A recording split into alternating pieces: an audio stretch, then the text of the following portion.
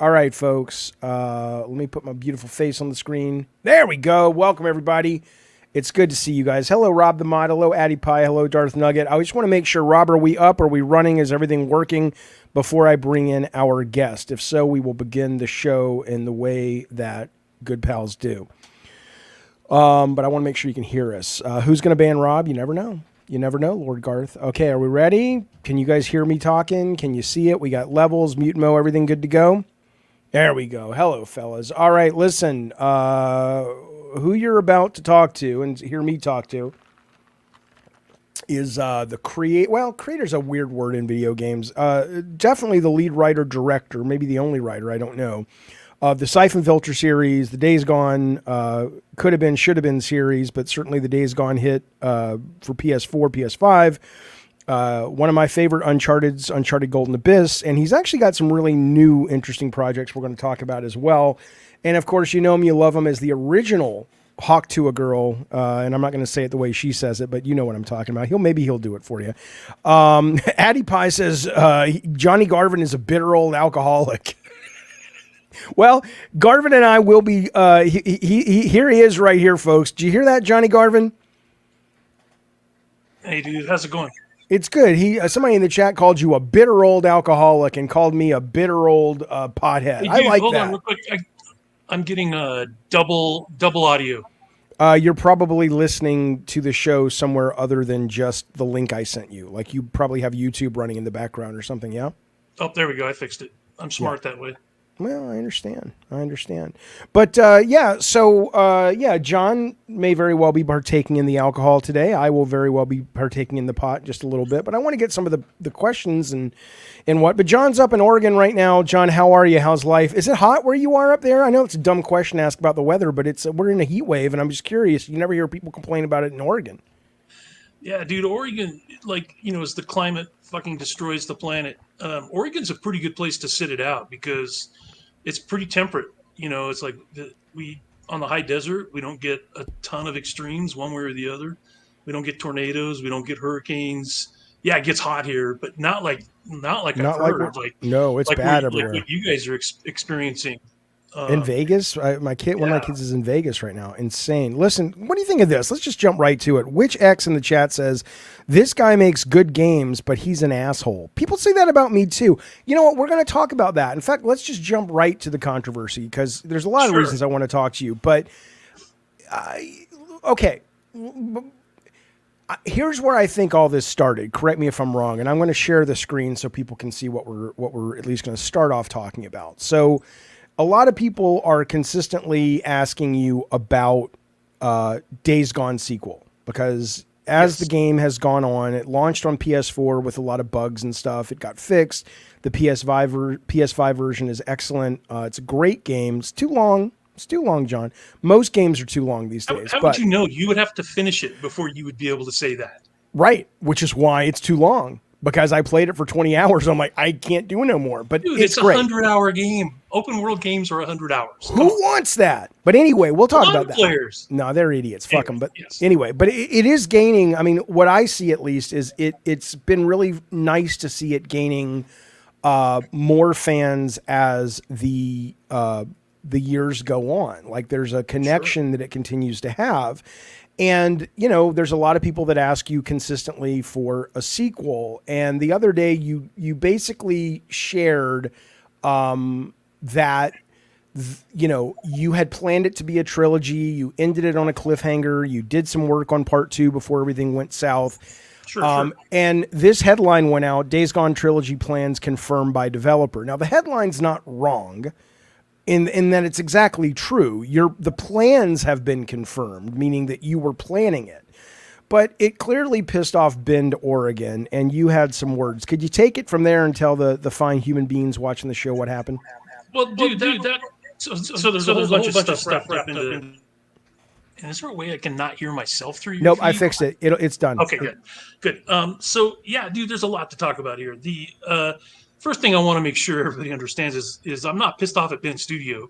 I'm not even pissed off at Kevin McAllister. He's just doing his job. He's the And that's who. Tell people who's he's the one who sent that tweet that kind of set me off. It was like, okay, disgruntled devs, can't keep their mouths shut. We'll let you know when the real truth comes out, or something to that effect. And it was just like, dude, number one, I'm not saying this stuff. And there were 2 clickbait headlines that came out of my simply answering a question to a gamer who wanted to know about, and you're right. I get asked this every day. And it's like, so one of the things that, I kind of want to jump into real quick before I get back to Bend is just the whole situation with Days Gone, dude. Is the first time, I bet that this is the first time it's ever happened in the history of the gaming industry, that you had a game that had a soft launch. It wasn't great. And then it got patched and got better, was released on 2 more platforms and kind of became, a hit. I don't know what the exact numbers are. I'm not privy to those, but my guess is it's north of 10 million based on, the research that Jeff Ross did. But there's going to be no sequel. And so obviously if there's that many players out there, and I get asked this every day, is there going to be a sequel? Is there going to be a sequel? Because people don't pay attention. They don't know I'm no longer at Sony. Jeff Ross is no longer at Sony. So, to be honest, and I've said this before publicly too, if there was a sequel without us involved, would you really want that? And I definitely want to talk to you about that later in the context of God of War. okay. But anyway, what's changed is a couple of things have changed. One is the internet. When I released Siphon Filter, we had no direct contact with gamers at all. It's like, we would hear, it's like game magazines were still a thing, but it was still a linear one-way communication from us to the gaming public, and we never got feedback. We got the reviews, right? And even those were spotty in, say, the early 2000s. But this is an unprecedented situation, in my opinion, where we have released a game. It's grown in popularity. We have direct access to a gaming community that wants a sequel and isn't going to get one. And, and so I'm no longer with the company. I'm not under their, their mute gag orders, which I also want to talk about later. So I can say whatever the fuck I want. And I do. But, I'm not hurting Ben's studio when I point out that, of course, I had plans for a sequel. This is not news. Dude, I did a whole podcast on this last year for a Days Gone podcast. So it's like, I feel like the fans, gamers want to know, and I tell them what I can. I won't tell them anything that would openly hurt Ben's studio. I'm just not going to do that. Right. So I'm not going to release the printed information that I've created for Days Gone 2. I'm just not going to do that. Right. So, because it doesn't belong to me, which is the biggest thing I want to talk about today. Well, right. So we'll get to that in a minute. Right. So anyway, this clickbait headline gets released, and dude, there's 2 of them, and one of them is actually a blatant lie, and it actually goes out of its way to imply that there is going to be a Days Gone sequel. And really? Yeah, if you don't have it, I'll send it to you. I'll just tell you. Keep talking. I'll look it up and put it on the screen. Who wrote it or what? I don't know. It's just right, I posted them on my account. Keep going. But anyway, it's the idea that there's a couple things going on here. I think, which is you've got a game that is for some people that's still popular. I mean, dude, people play this. I've seen posts after posts of people that have played it 3, 4, 20 times. So there's some diehard fans. Yeah, there's some diehard fans out there, and they love the game. They would love to have a sequel. Dude, what game of this magnitude has not ever gotten a sequel before? I mean, to me, that blows me away, and I think it blows gamers away. And so, I'm constantly bombarded with this information, and I don't want to be. But Sony Ben's not putting out any information, so there's no official channel where players can find out, what's going on. There's no comment about what, aside from Kevin's post the other night about, well, we're working on something and we'll let you know when there's more news. So that, for a lot of gamers, that's just not enough. And it was kind of smarmy. I mean, I don't know Kevin, and I saw you kind of hit back at him, but he, just so people know, it says, I apologize to our Days Gone community for continuously getting fed false hope and poor information by people looking for likes. It's not fair to you all. I'm going to read both paragraphs, but that first paragraph, is he referring to you or is he referring to the people who wrote the clickbait articles? He uses the word dev, so I assume he was referring to me. Did he? I apologize for continuously getting fed false hope by people looking for likes. That's what he said, unless he said it somewhere else. And then he said, we are currently working on a new IP, and when we have actual news to share, it will come from our studios. So, I don't know. I read it and I was like, I think he's talking about John, but maybe he's talking about the clickbait articles. But what I found annoying about his response, though, and I get it, but and look, we're not there anymore. We're not Sony anymore. We don't take a paycheck. Right. They have no need. They have no obligation to do anything with us. And that's great. Right. I'm always grateful when PlayStation Production calls me and gives me updates on Twisted Metal. But that said, though, I always found it distasteful when a company that you and I, along with a lot of other people, I'm not shining sunlight only up our butts, but you and I, along with a handful of other people back in the day, we laid the bricks for the reason the lights are on right now. And it doesn't mean that there aren't tons of other people that have come after us that continued to lay those bricks and add new bricks on top of it.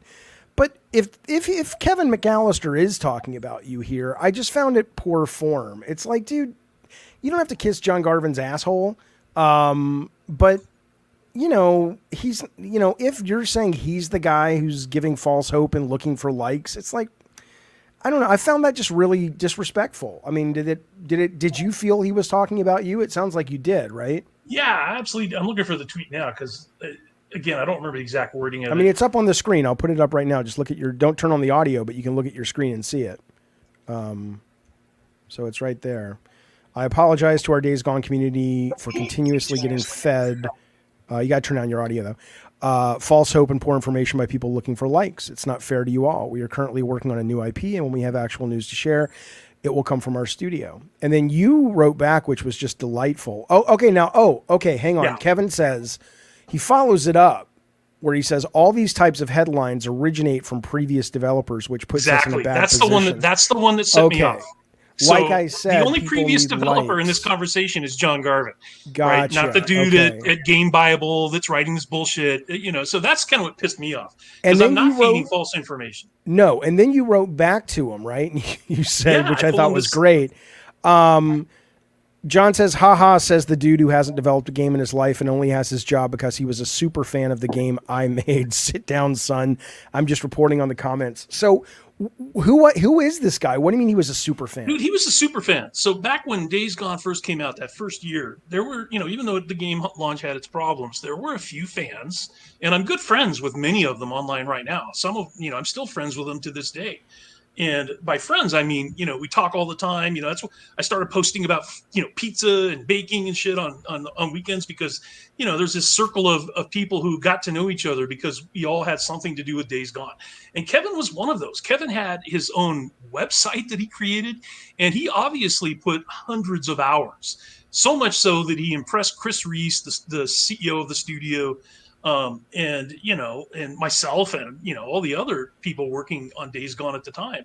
And it was just kind of like, we were looking for a web manager, community manager basically.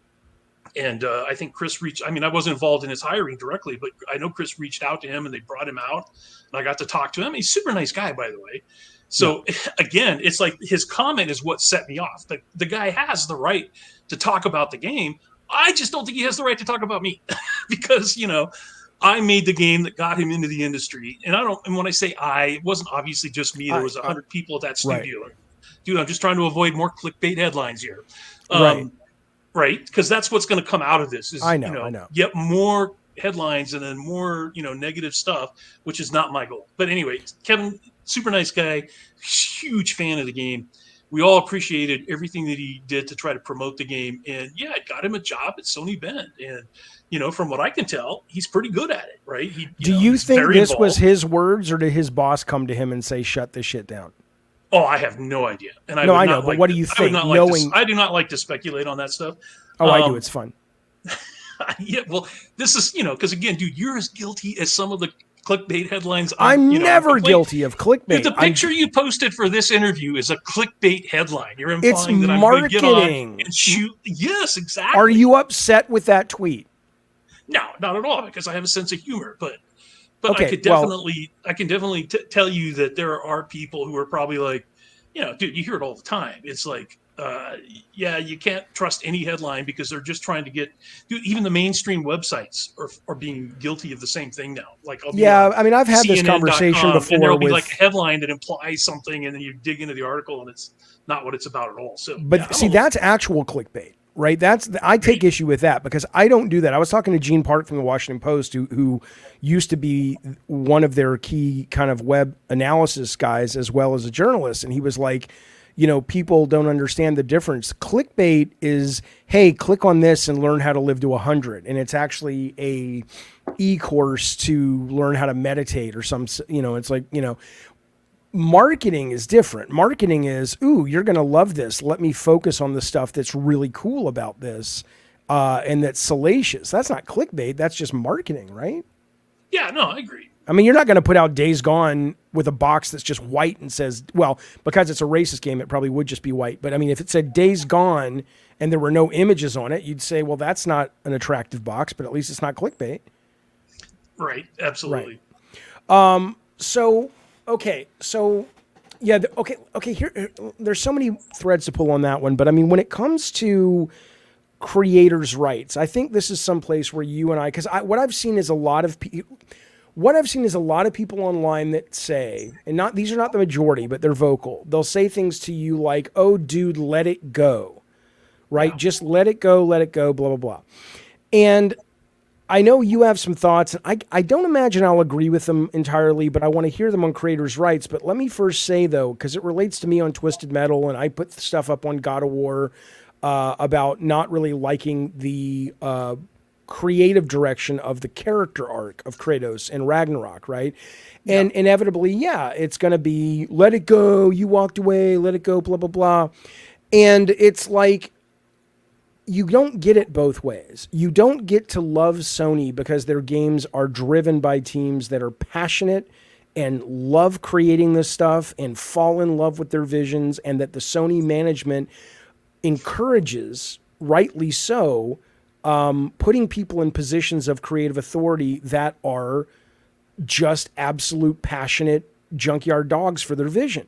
You don't get to get games like that and then tell people when those children, even though legally Sony has every right to rip them out of your arms when you walk away or at any given day, even if you're still employed there, to tell them, okay, now just be quiet. It's like, no, bitch.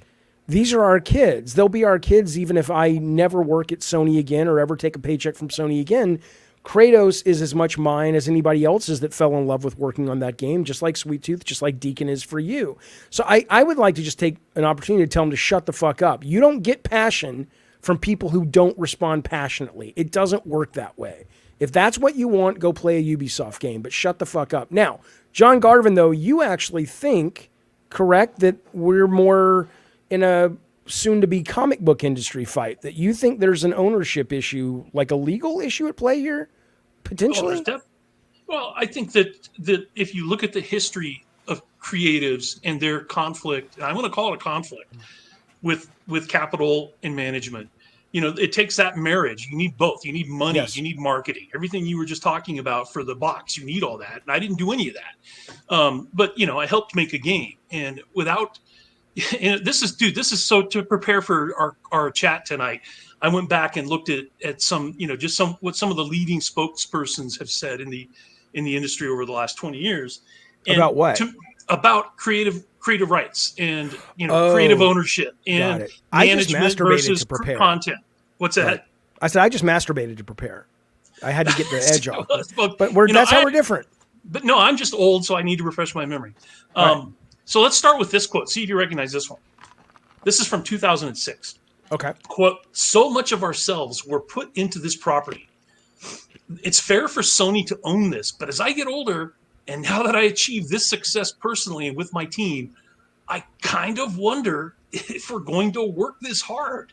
There's a sense of a kind of being exploited, and not by Sony. I've got no qualms with Sony, although I think this person did. I think it's an industry problem. I do wonder about the 3 or 4 creative Jason Rubin people who really give the game its life and vitality. No, that was David fucking Jaffe at DICE in 2006.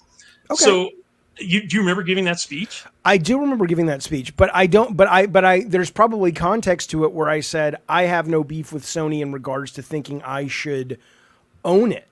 I would love right because that was always. It's like I said to the same person in that same series of tweets. It's like, of course, game creators are going to say that when they're employed by the company that they're talking about. It's like, But I say it now, though. I say it now. Because I never entered into any relationship with them. Like they said, look, man, we'll pay you this great benefits for you and your family. We're going to give you a fucking amazing salary. We're going to give you tons of creative freedom to play with not just your own ideas, but these great teammates that are highly paid. And we're going to give you the highest end toys that you can play with to express your vision. And on top of it, we're going to give you really great, generous bonuses if you pull it off. And I'm like, okay, that's the deal I made. Sure. And that's but here's the difference is that if you were working under any of the contracts in Hollywood that protect all of the creative types and not just writers and directors and actors, but all the grips and everybody else. Sure. They'll have a contract. Everything you just quoted is baseline. No, but you know it's what else? not. You know what it's else? Not The creators. Baseline. It is because you know what you're telling me that Michael Bay now owns Transformers because he made a movie, or Spielberg owns the intellectual property of E.T. And he gets back in and he gets royalties. Oh yeah, but I thought we were talking about like ownership of the IP. He gets those whether he's working for that same studio or not. Oh yeah. You don't lose your royalties just because you get fired and you have to move on to another company. These are the kinds of things that I would put into some kind of a union contract to protect creatives in the game industry. Now, you started off by asking about, do I think this is going the same direction comics went in? Yes, because comics went through this fight and they do have creator-owned properties now, and they do have most of the art is still done, work for hire. If you are an artist or a writer working for Marvel or DC or any of the big ones, aside from Image, which is creator owned, right? Then but you have to pay for your own shit, though. If you work for Image, they'll publish it, but you've paid to make the product, right? Sure. Yes. I mean, that's a But big difference. my point is that there's always been a fight between those who make the product and those who have the ownership rights to it because it worked for hire. But that's not the case in the music industry. It's not the case in the book industry. It's not the case in Hollywood, and it's not the case for the big creatives in games. Or I'm sorry, in comics. It is absolutely the case in games. But do you? I'm going to tell you why I think that is. I don't think it's because there's some kind of fundamental disrespect or problem in games. I don't think they respect the creatives in any other industry either that make the deals. The classic line is you're only worth what you can negotiate. And I think the trick is with games is that the brand is more powerful. Once the brand is built and it works, the brand at a market level is more powerful than a handful of creatives, because now Sony can take The Last of Us, for example. If Neil Druckmann makes crazy demands and they kick him out, and they're just like, okay, they can't make The Last of Us without him. The gamers don't care. The vocal gamers care. And maybe they'll notice a bit of a difference, but the vast majority of them are buying a brand. It's maybe if the thing costs a lot less money, but for $60, $70, I've got one example that. Oh, good. Yeah. What? Everything you just said.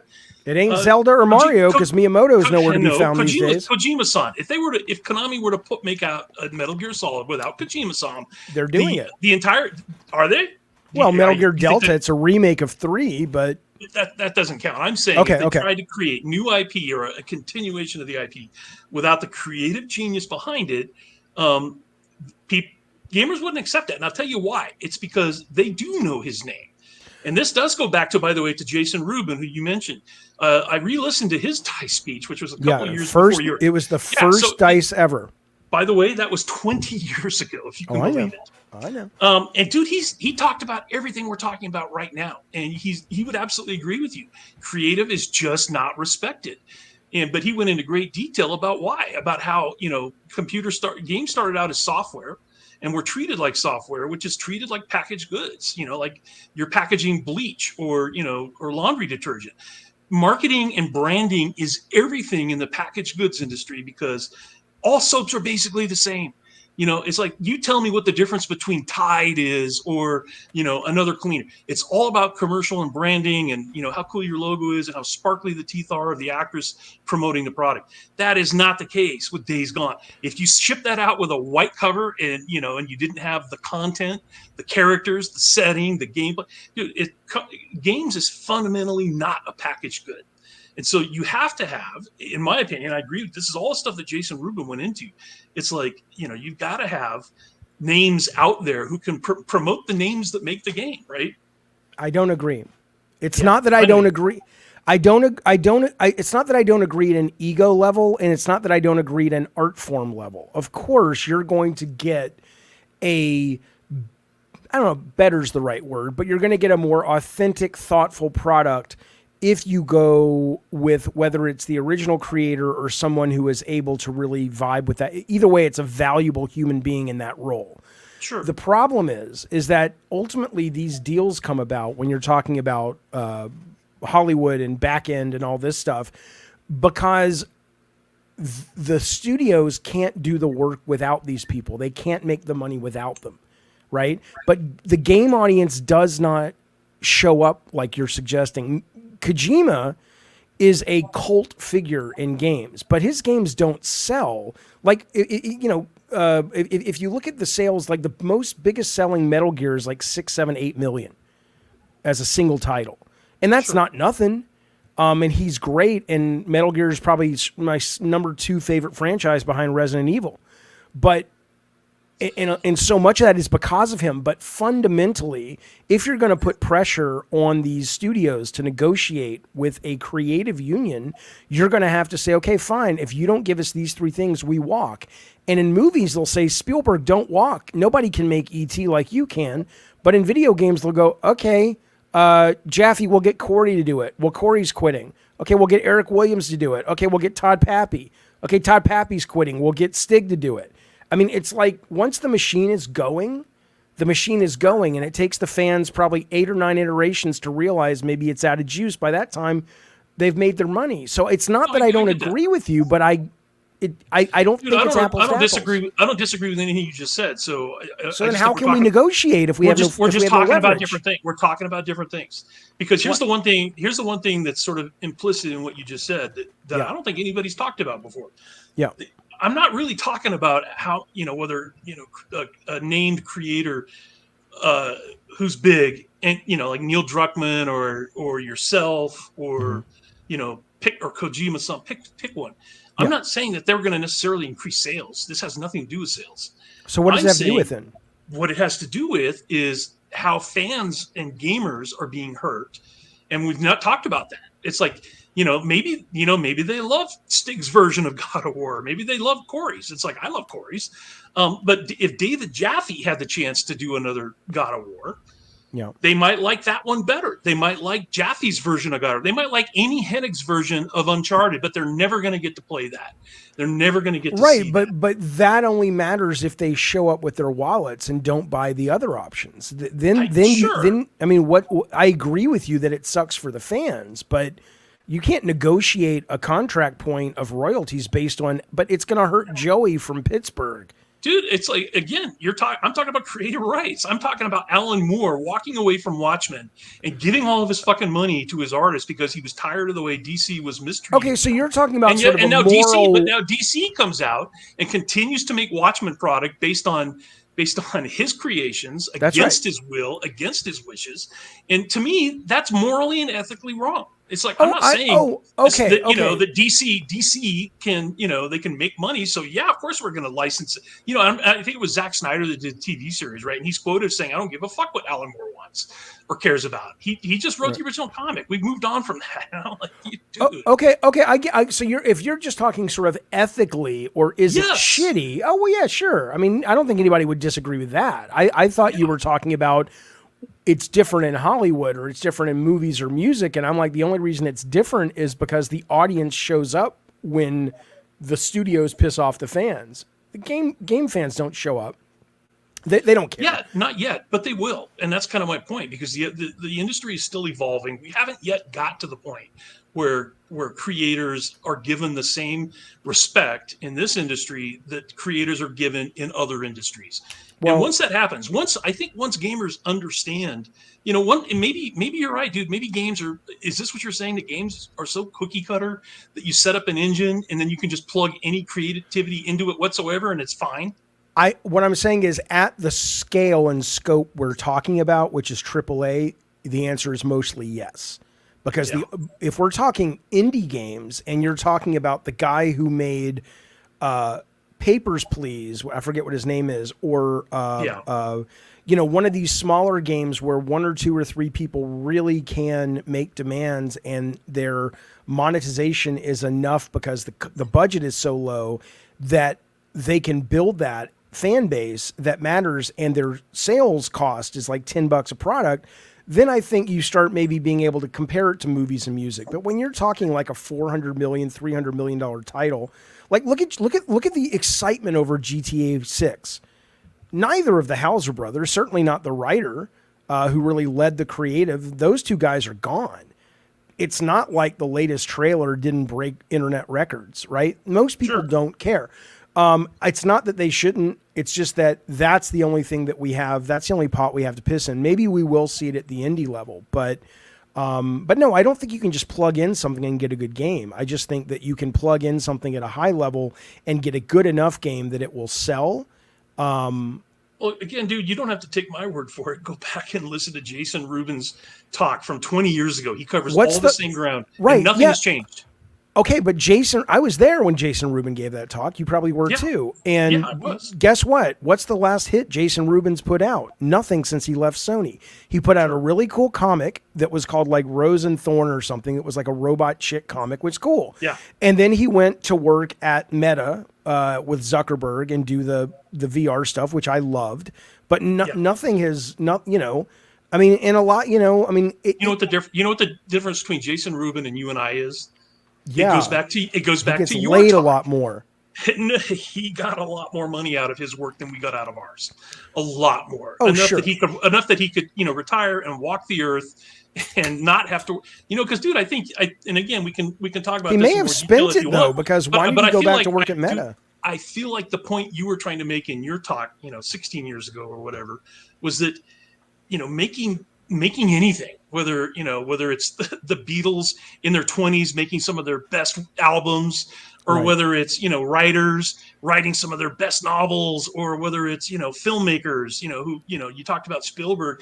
Dude, I would put Jaws up against any of the stuff he's done in the last 10 years.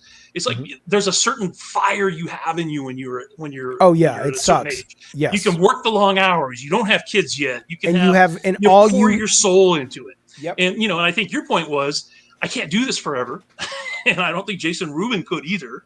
I mean, Yeah. by the way, I just listened to an interview with him on a recent podcast where he went into detail about, maybe this can, sort of segue into some of your questions about early PlayStation days. He went into detail about all of it, and how he never left the studio except for 2 days between Crash 1, 2, and 3.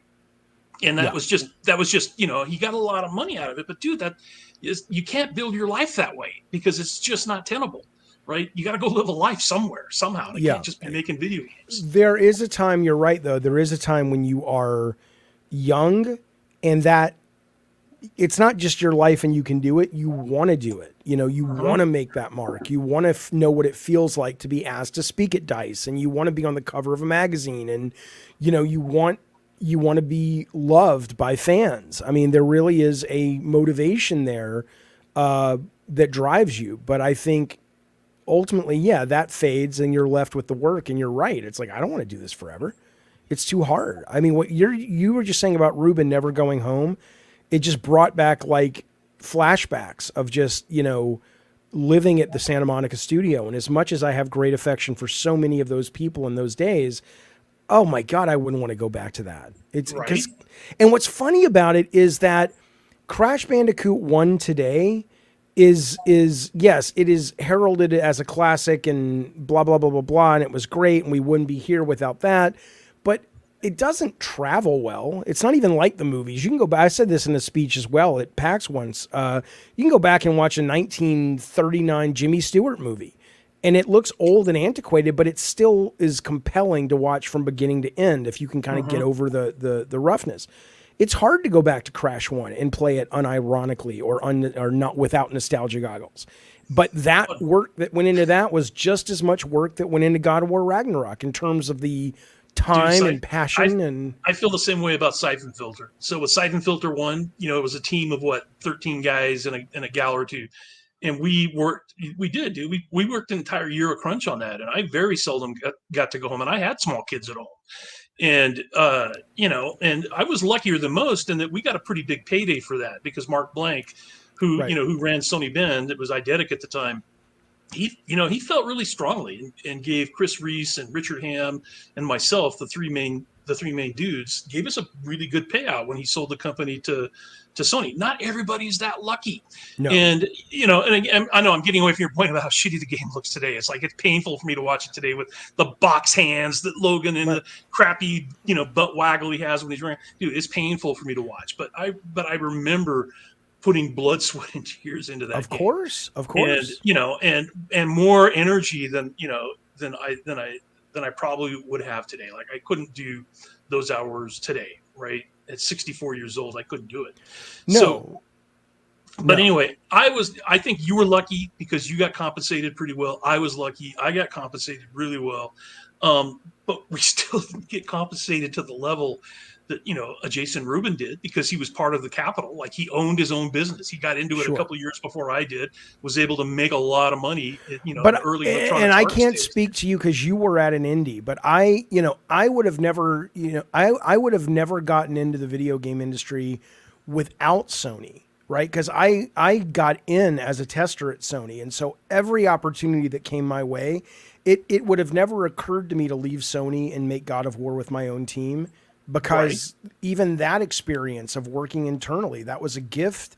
But dude, don't you think this is, again, and I want to segue at some point into talking about a union for the game industry, and let's do it right now. Let's how that might segue look and whatever. But to me, it feels like your description of yourself in the early days of the industry and your career, that is the story of almost everybody.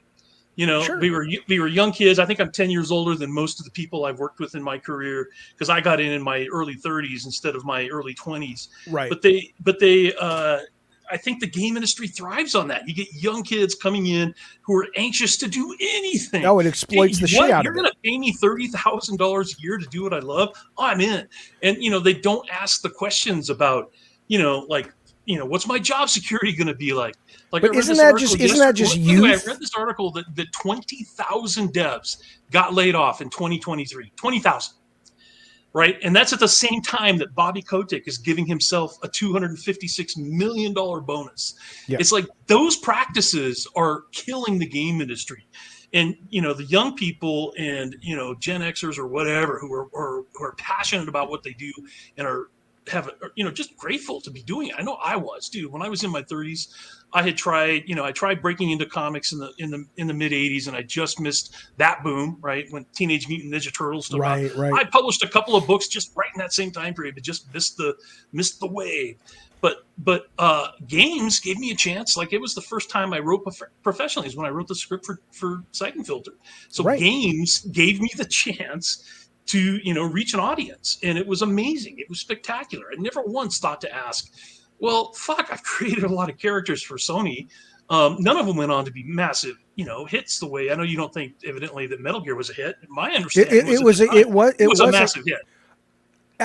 It was, but again, a massive hit for Metal Gear 1 back then, if you said 6 million copies at full price, is insane.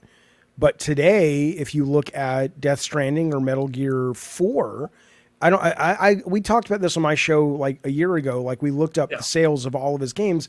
None of them got above like 6 to 9 million, which is not nothing, but it's not enough to bring negotiators to the table and say Kojima's walking, and someone like a Riley Russell is going to go, okay. Anyway, dude, that's my point was, before I get lost in our conversation, is that the industry thrives on people who don't push hard enough for their own rights, and who are, and are willing to just do whatever management tells them, because, it's a paycheck, it's a job, they get to do what they love. They don't mind working the crunch. They don't mind working the long hours. They don't mind, not having job stability. They just are happy to be here. And I think at some point, right, that's got to change, because, in Hollywood, it just doesn't fly, because they have unions, they have contracts. It's like, if you want to be in the movies and work as, a grip, you have to join the union, and you have to get the same benefits that everybody else who's in that union gets. You can't come in. They can't hire you on a contract basis and not pay you benefits and, whatever. They, unless you're a scab in a strike, you can't do that. So it's like, I think that's one of the things. Well, let's switch to unions then. I am under the opinion that video games, at least as they're defined today, we will never get unions in video games. It's not something that makes any sense to. We already have them. No, we don't. Yes, we do. Look it up. I just did this QA? research yesterday. What's all that? All the unions right now are QA people for the most part. Yes, but that's going to change. Why? Because because the QA is the tier in the industry that gets dumped on the most. Yeah. So they have the most motivation and to they're unionize. Easily replaceable is the issue. Sure. That's why. So again, according to you, everybody in content creation is easily replaceable. You got the God of War engine. You don't need Jaffe anymore. That's right. Directors you can bring. I'm not okay. Let's first be clear before we get down this road. Morally, ethically, I am with you. Creatively, I am with you. And listen to me if you're listening to me talk in the chat or whatever. It's not that I don't agree with wouldn't it be great if. It's not that I agree with exploiting people. I'm just talking about the practical road to get there. We can all raise the flag of anti-capitalism, of which I have a huge one. I'm happy to raise it and say it's ridiculous. And it's cruel. I'm not anti-capitalist. I'm anti-unregulated. I'm anti-unregulated. But whatever. The point being is that I'm with you morally. The problem is you have to be able to have leverage when you negotiate, and that leverage is numbers, dude. That's all it is.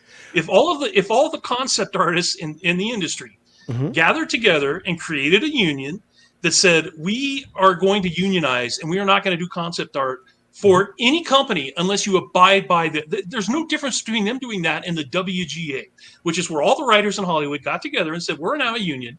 And if you're going to write for these films, you must abide by these contract rules. And some of the things would be similar. Like, so for example, the WGA just negotiated that Hollywood cannot use AI to write scripts. It's like, how much benefit would that be to concept artists union if they had a contract that says companies and devs can't use AI to do concept art? They must hire a human being to do it. Okay, not to put you on the spot, but I'm curious, and we're going to get into details on this later. You have a new book series coming out. Sounds pretty cool. If you go to the website of your book series, now maybe I'm wrong, I'm assuming this is AI art. Oh, absolutely. So why didn't you go out and hire someone? Couldn't afford it. I'm broke, dude. I don't have that kind of money. You know Okay. what that piece of concept art would have cost? Oh, I do. This piece of concept art probably would have cost about $8,000 if it was a photo and you hired the people and hired the photographer and hired the actor. Yes. Right. So what I'm saying is, but guess what? I'm not EA. I understand that, but you are. I'm not.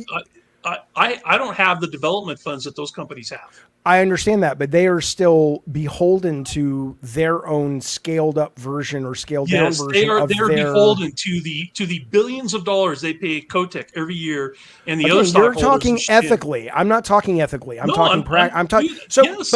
But ethics don't bring about a union. What brings about a union is practical leverage that you have over these companies, right? And so what I'm saying is that the QA department, for example. This is why I don't think we're going to get unions. The QA guys, of course, they're going to unionize. They have nothing to lose and they have everything to gain. Dude, let's stick with concept artists. Okay, concept artists have a lot to gain. Here's the other things. Let's stick with concept artists. The WGA currently has, and by the way, that again, Jason Rubin was asking for 20 years ago. Number one is just respect for the craft, respect for another way of saying credits. Jason Rubin was arguing that you have to have credits and they have to be normalized. So right now, if you were to say you're the game director and I'm the creative director, nobody outside of our studios know what the fuck that means. Because every role is different in every studio and they're not credited the same way. And you're not given credit for what you do on the project. Right. So if you're a concept artist and you want credit for what you've done, there's no way across the industry to make sure that happens. Absolutely no mechanism in place. A contract would give you that.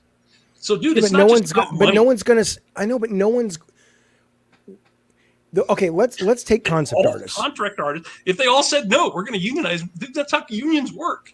Of course, management isn't going to want them to do that. No, you're missing my point. Management doesn't want anything to change. You're missing my point, but I would have to assume it's my fault. So let me try again. Of course, management will never want unions. Management signs up for unions because they have no choice, because if they don't sign up, you're going to lose the ability to make money because of the skill of the workers. Okay. If you take concept artists that are much more of a specialized and important role than QA, QAing your game is not unimportant, but from advances in AI to the fact that you can outsource that all over the world. If your group of 100 guys in Menlo Park say, we're not showing up unless we get these extra smoke breaks. Okay. Have a good rest of your industry career. We're going to hire some guys and, whatever. But concept art, okay, and concept art is tough because you can just use AI at this point, right? So that doesn't have leverage. But let's take what still has leverage. Let's take producing, lead programming or high-level programming, creating art assets at a high level, art directing, blah, blah, blah. I would love to see those guys unionize. But the question becomes, if you go to a great lead programmer on Cyberpunk, although they're not in America, but whatever, and say, we'd prefer you not be in the union, and here's what we're going to do. We'll negotiate with you independently because you are individually valuable to us. So we'll give you an extra $150K a year, and we'll give you an extra 5% of the bonus pool. That is a much cheaper opportunity for the studio, the publisher, than going, all these devs we're gonna have to acquiesce, and every time we go overtime, it's gonna cost us, on a project by project basis, many millions of dollars. So how do you convince the programmers, the producers, the high end people that are above the line, as they say in the movies? How do you convince them to abandon those perks for the good of the many, because that's what you need. No, I disagree. I think How you else do have you do to. it? Well, you don't start with the part of production that needs the least amount of help, right? The high end programmers, in fact, all the way down to sort of low end engineers, those guys get paid really well. Mm-hmm. They get their share of credit. You know, some of them, at least back in some of the other studios I worked for, they get stock options, they get ownership. Right. That's right. Let's start with the creatives that don't get any of that, which is designers. Okay. For the most part, and game directors and game designers and writers. Oh my god, dude! Do you It's know like how there many wasn't people there I wasn't could a find if I ran Insomniac and I fired the entire Spider-Man creative team tomorrow? Do you know how fast I could replace those guys with good enough? Sure, I guess. I mean, in my opinion, it's not going to be as easy as you think. I don't think games are as cookie cutter as you're trying to make them out to be. I mean, just because they were able to churn out God of Wars after you left doesn't mean that they're all cookie cutter, dude. That's I am true. the biggest advocate you will find for. It's not true, but I'm a big advocate for video game art and the art form and the medium. Yeah. I'm saying though, if you look at the market and you look at AAA, which is what we're talking about mostly. We're talking about unionizing at that level. It'd be great if it went up and down the board, but let's stick with AAA. That's what we know. And that's mostly what we're talking about. The audience has told the publishers what they're willing to put up with. Do you really think if the next Uncharted story is 50% less interesting than Uncharted 4, as long as the graphics are amazing and the tech is cool and the action, while being very benign and generic, it's still really well done and polished? Do you think they're really going to go, I'm not buying that because the level designs aren't as interesting? I mean, really? You tell me. I think the sales figures prove that that's the case. I mean, because, for example, Uncharted 2, with the creative team of Bruce Straley and Amy Hennig, was one of the greatest games ever made, and sold. I don't know how many they sold, but they sold a ton. Dude, there was a steep drop off in Uncharted 3 in quality because Bruce Straley was no longer part of that team, right? I'm not saying anything bad about Amy Hennig. I think she did what she does, which is focus on character beats and story, and trying to do the best she could. But the stuff that I've heard you talk about continuously, the things that make storytelling interesting in games, is the interaction, right? Interactivity. Yep. Tell me the story through the level design and through what I'm experiencing, and how that's going to make me feel. You're talking about the quality. I'm talking about the sales. You don't negotiate with quality. But dude, you know as well as I do, the scuttlebutt around the industry after Uncharted 3 came out was exactly what I just said. It's like Uncharted 3 has sold more than Uncharted 2. What about Uncharted 4? Uncharted, well, it's different. It was different hardware, but let's look it up. I will let you know, my friend. Un momento, por favor. That means one moment, please, in French. Anyway, dude, I just want to clarify. Dude, I'm not an expert on this stuff. Most of this stuff is just coming from, my gut reaction to what I'm seeing. And I feel like I've got, more of an emotional connection to creators who pour their heart and soul into something. Right. Like I worked with Amy Hennig for a couple of years, so I know how hard she worked on that IP, and what she did for it. Right. So absolutely. To me, it's just like, I don't think you could replace her easily. And I think she Neil was Druckmann, replaced. She was replaced easily. Neil Druckmann is really good as well. Right. Yeah. I don't know that they could replace Neil Druckmann. Uncharted Golden Abyss is probably the second best Uncharted game. They replaced Neil and Amy and went with you guys. No, that's not true. But I'll tell you. What do you mean that's not true? What do you mean that's not true? That's accurate. I don't have inside information, but from the rumors I've heard, they've gone through like 6 creative directors at Bend Studios since I left. It's not easy finding somebody who's got the amount of experience you have in the industry. Like how do you write it? How do you write a game? How do you keep the writing in sync with the gameplay? How do you make something that's interesting, dude? It's not easy. It's not easy at all. I just think we're talking maybe then about different things, John. I think you and I agree when it comes to the morality and the quality. I'm just saying that if the marketplace showed up for that Are you there? I just lost your audio, dude. You froze on this one. Hold on. There we go. You back? Yeah. If the morality and the quality of the games, the audience showed up for that in a meaningful way, not just the hardcore fans that watch a show like this or whatever, or know who you and I are, then you would be talking. then you would be Sure. like, we could negotiate with these people. But I've sat at a meeting table with with Riley Russell, who was the Right, so head. high. Yeah, and he was the head of the legal department at Sony in negotiated contracts. And he says, "Oh, I hate creatives. We always screw you creatives over all the time." And it's Yeah, because they can, right? That's my issue. Let's switch gears though, if we could, because something you said, and there's so much fun stuff to talk to you about. And again, if you want to talk to John and you want to call in, let me get a couple of these quick super chats and new members, and then I want to talk Sure. about your last couple of months, because you said something the last time we talked about your last couple of months at Bend, Oregon. Am I frozen, guys, or everything's good? Rob, am I still on? In the meantime, though, let's get these super chats. Thank you guys very much. JSaw says, thank you for the super chat. He's being a dick, but it's funny. Whose idea was the immaculate golf cart section in Days Gone? Oh, that was totally me. Yeah, well, John's owned up to his mistakes. He's done penance. Every Sunday he goes to the preacher. I don't admit that that's a mistake. I know you don't. Exactly. So just to be clear, a lot of open world games have walk and talk sections, ride and talk. I mean, again, you're not, and going back to Jaffe's point about wanting to tell the story interactively, what this golf cart ride did for people who cared, and not everybody. Cared though. You keep acting like I don't love your game.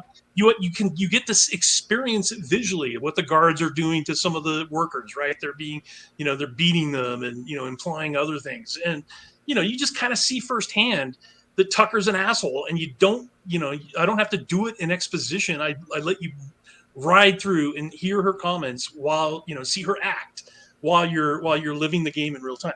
Yeah. Do a lot of players hate that shit? Yes. And I cut it down from like a 9-minute ride to a 2.5-minute ride. But after we got that feedback, but dude, at the end of the day, it's like, it's like you can't please everyone. Oh, I know. He's just fucking with you because he knows I do.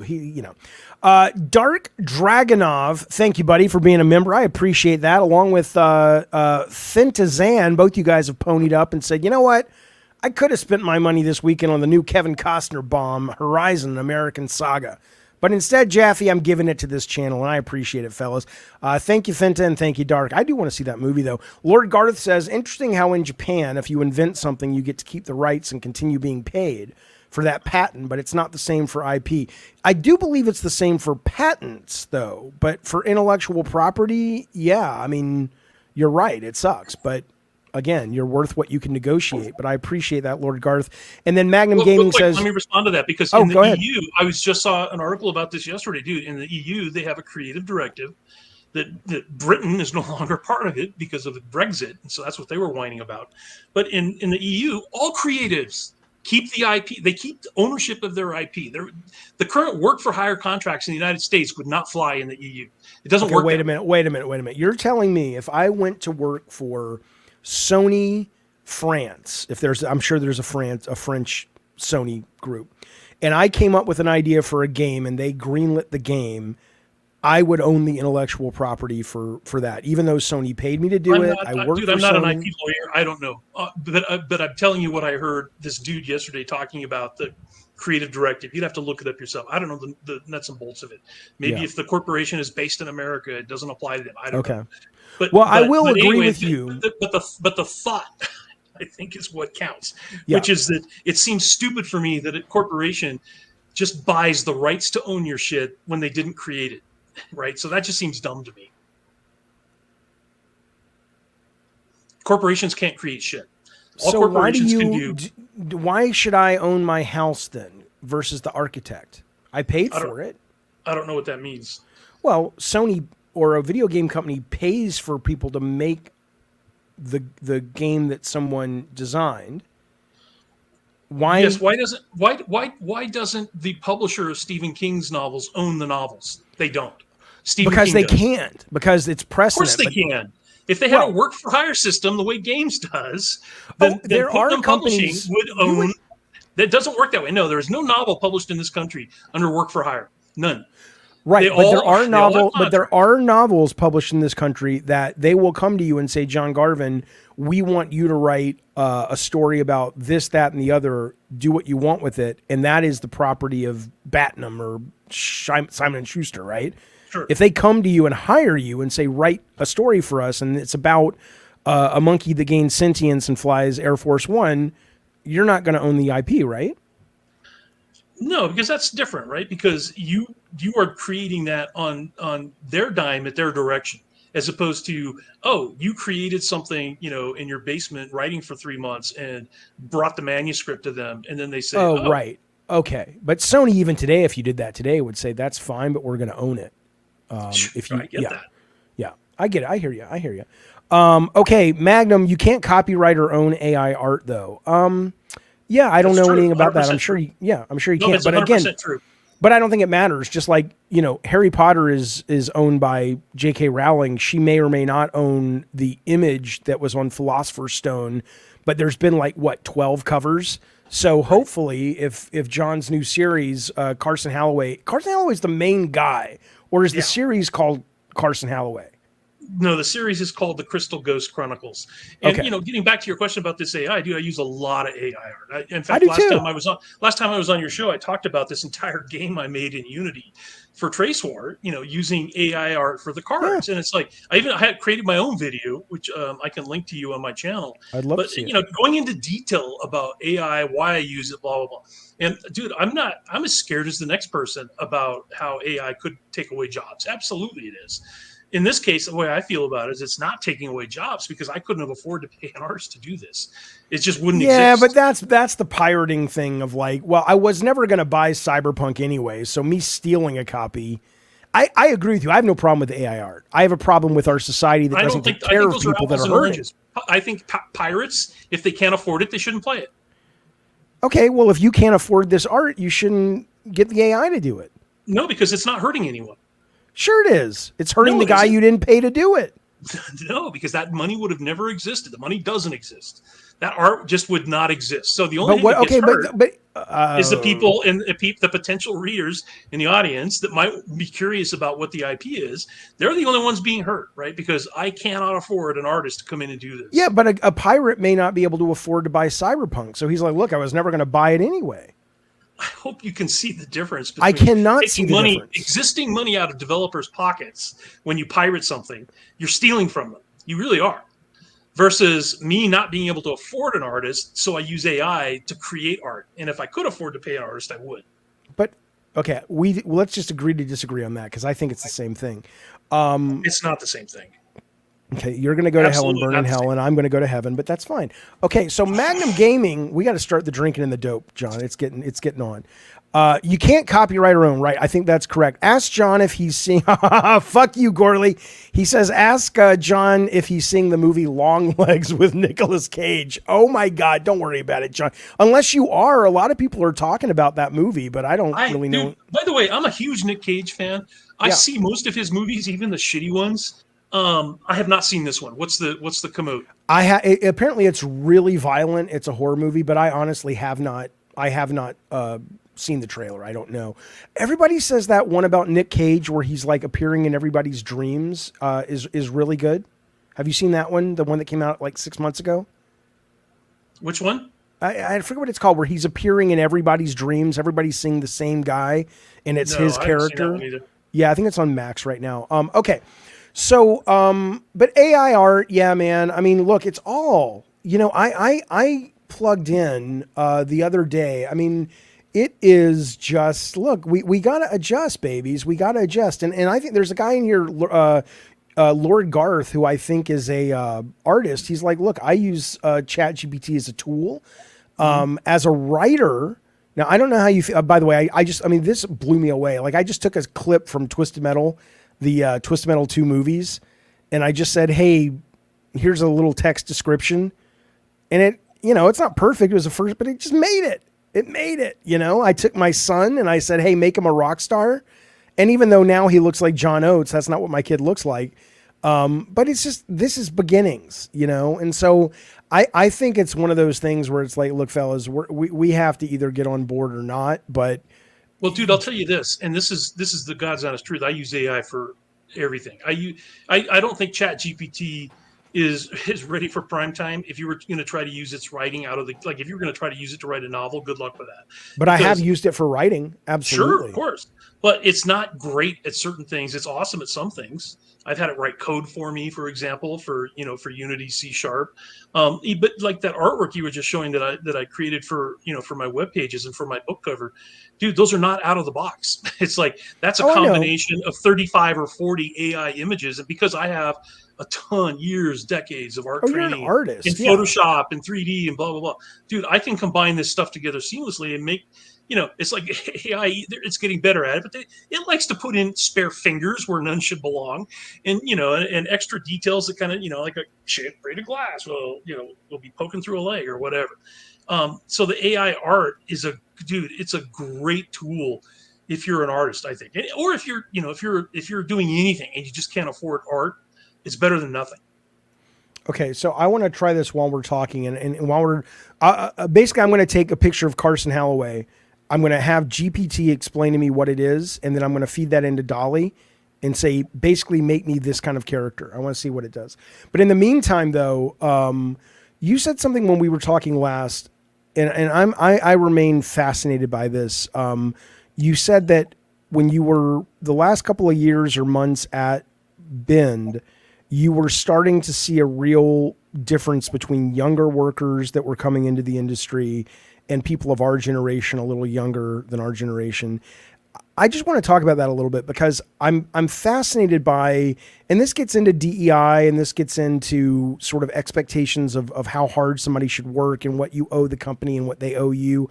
But what do you think the biggest difference between the workers that were new to the industry that you saw that I guess were millennial and younger than millennial were compared to like the older folks at Sony when it comes to sort of just how they approached the idea of work? Dude, it's the kind of question I'm scared of because it's going to generate headlines like, bitter old man Garvin is railing about today's youth. Dude, I'm not going to go there. I will tell you. Well, you already went there. You already said it. No, I don't think so. I think you're thinking of what Jeff said. The time he and I both were on. Because, dude, I didn't manage anyone the last few years at Bend. I managed no one. I had no direct reports, none. So, I definitely got the sense from the few people that I worked with that probably the biggest difference was, dude, when I was, my first few years in the industry, we already talked about this. I worked crunch and didn't think twice about it. And today, and I think rightfully so, devs are more worried about quality of life, right? Dude, I've got a son who just graduated.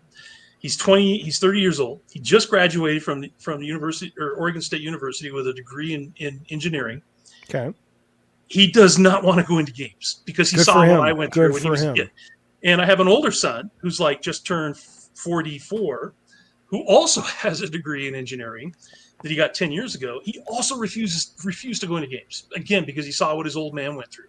Yeah. So, it's like the game industry can basically suck you dry. And I think that, and if I sounded bitter last time we talked, I didn't mean to, because I don't think you sounded bitter. I don't blame them. I just don't think they're willing to give their lives to gaming the way, perhaps you and I were. Right. Okay. So then do you think that what change will that bring about? Are we going to get less visionary products? Are we going to get them, but we're going to get them at a lower budget because they can maintain the rights? I mean, is that the reason, you got let go of by Bend because you said you rubbed people the wrong way. You were a tough guy to work with and for, as was I. Would that fly anymore? Like a visionary that comes in and be nice to people, but I'm assuming your issue wasn't you weren't nice. It was that you were demanding of your vision. No, dude, I've reflected on this for a few years now. I think my biggest issue is I'm not a collaborator. That's really what it comes down to. And Ben wanted to move towards a more collaborative environment where, because we had done for the end of Days Gone, we had hired a lot of high-level people.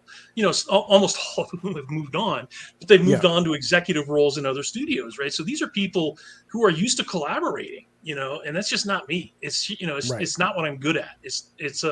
I'm an idea guy. I have a ton of ideas. I spit them out fast. I can work fast. So because I'm an artist and a writer, I can, I can prototype stuff very, very quickly, using 3D Max or, or PowerPoints or whatever. And it's, and it will get people to believe in what I'm saying. Right. So if you're right. right. So that it's like, I don't have a lot of time in that model to like, go and ask the other leads what they think. I create it and then ask them what they think. And that's really not the best way to work.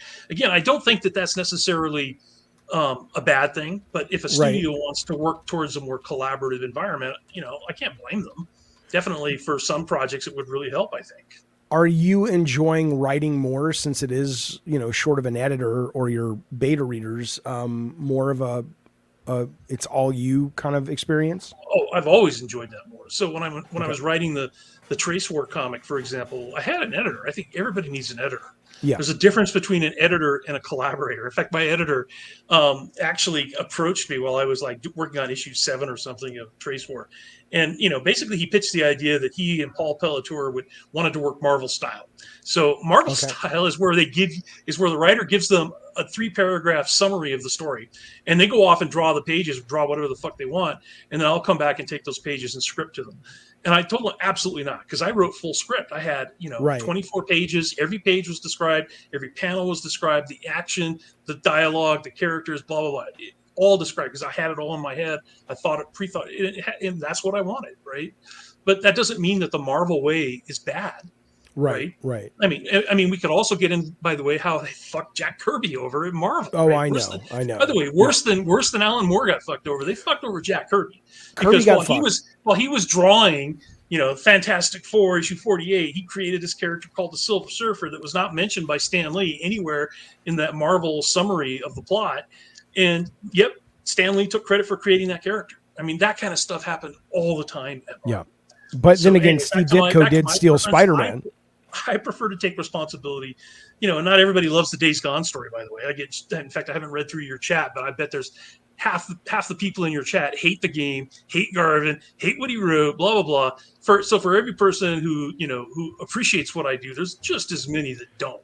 I'm sure that's true, but not. I mean, I think Days Gone has aged well. I think time is in as much as I am a very progressive-minded fellow. I can't deny that there are people out there that have felt they haven't enjoyed the progressive shifts that have come to our country, and in that, I think they respond not that Days Gone actually is racist, or not that it is misogynistic, or any of the things that it got hit with.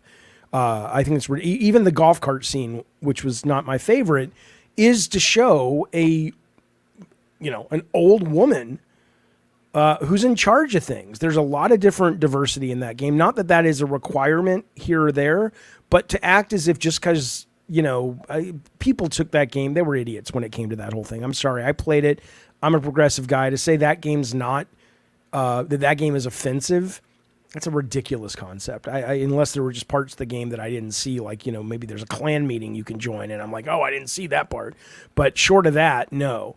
But no, I think that game has aged well. I think you have a lot of fans, and I think they're growing. And I think it is an interesting question. What is maybe PlayStation Productions? Like, you're actually an artist and a writer, right? So for me with Twisted Metal, I don't really covet writing anymore. I'm good with what I got, other than one game I want to make. But other than that. But with so with Twisted Metal, I'm just like, oh, cool. I always knew there was a something else to do with the IP, even if it's not pure car combat. I'd be stunned if you should call PlayStation Productions and just say, guys, I get that Days Gone is no longer going to be made as a game, but could we do a graphic novel? Could I tell the sequel in the graphic novel? If I kickstart it and get enough funding, can we make the first volume or whatever? I mean, there is a growing fan base that I think eventually Sony's going to want to exploit. And I think, I don't know if they're going to want to exploit it with a $300 million sequel. But the IP, I think, is very rich. And you I know, think the issue, and again, dude, this is something that Jason Rubin talked about 20 years ago, is that the game industry, including Sony, is not run by devs. It's run by PR and marketing, and there's absolutely zero benefit for any kind of noise on Days Gone right now for them right. if they're not making a game a sequel. There's no benefit to them. It's Well, like, no, yeah, I've that's got why I a, said PlayStation Productions. There's no sequel to Twisted Metal either. yeah, but there's a Twisted Metal movie in the works, right? Is No, that still a thing? there's a series. The first series, the first season already aired. It was a I haven't hit. seen it, by the way. Was it worth watching? It's fun. It's a lot of fun. It's dumb and fun. It's from the guys who do the Karate Kid series, which I love. Yeah. Cobra Kai. And so if you go, but it's a lot of fan service. It's very respectful, like to the brand. It's a They fun didn't consult you show. at all, though, did they? Yeah, they did a little bit, not in a Yeah. meaningful. No, but I didn't get paid for anything. They called me. We had a couple of meetings. They offered me a cameo, but it wasn't like I was on the team or anything like that. Did you take the cameo? No, I didn't. I didn't want to fly. It was during COVID.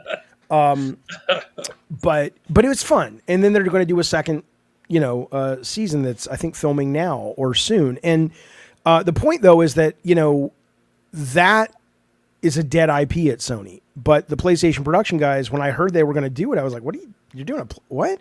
A Twisted Metal game?" So you never know, man, because it's clear you got a story. Let's talk about Trace War. So I'm buddies with Mumbauer. You and him were breaking off doing Lithos, is it called? Lithios? Lithos. And this is a game that was going to be open world. The environment has gone to shit. This guy gets superpowers. I know there's a graphic novel. Is that out as a graphic novel yet or not yet? Like the whole collected thing. Okay, so you can buy it though. You don't have it because you can't buy it yet. So here's the thing. This is a Ashcan, which is basically a prototype book. Okay. And the digital version I sent you is basically the digital version of this. Yeah.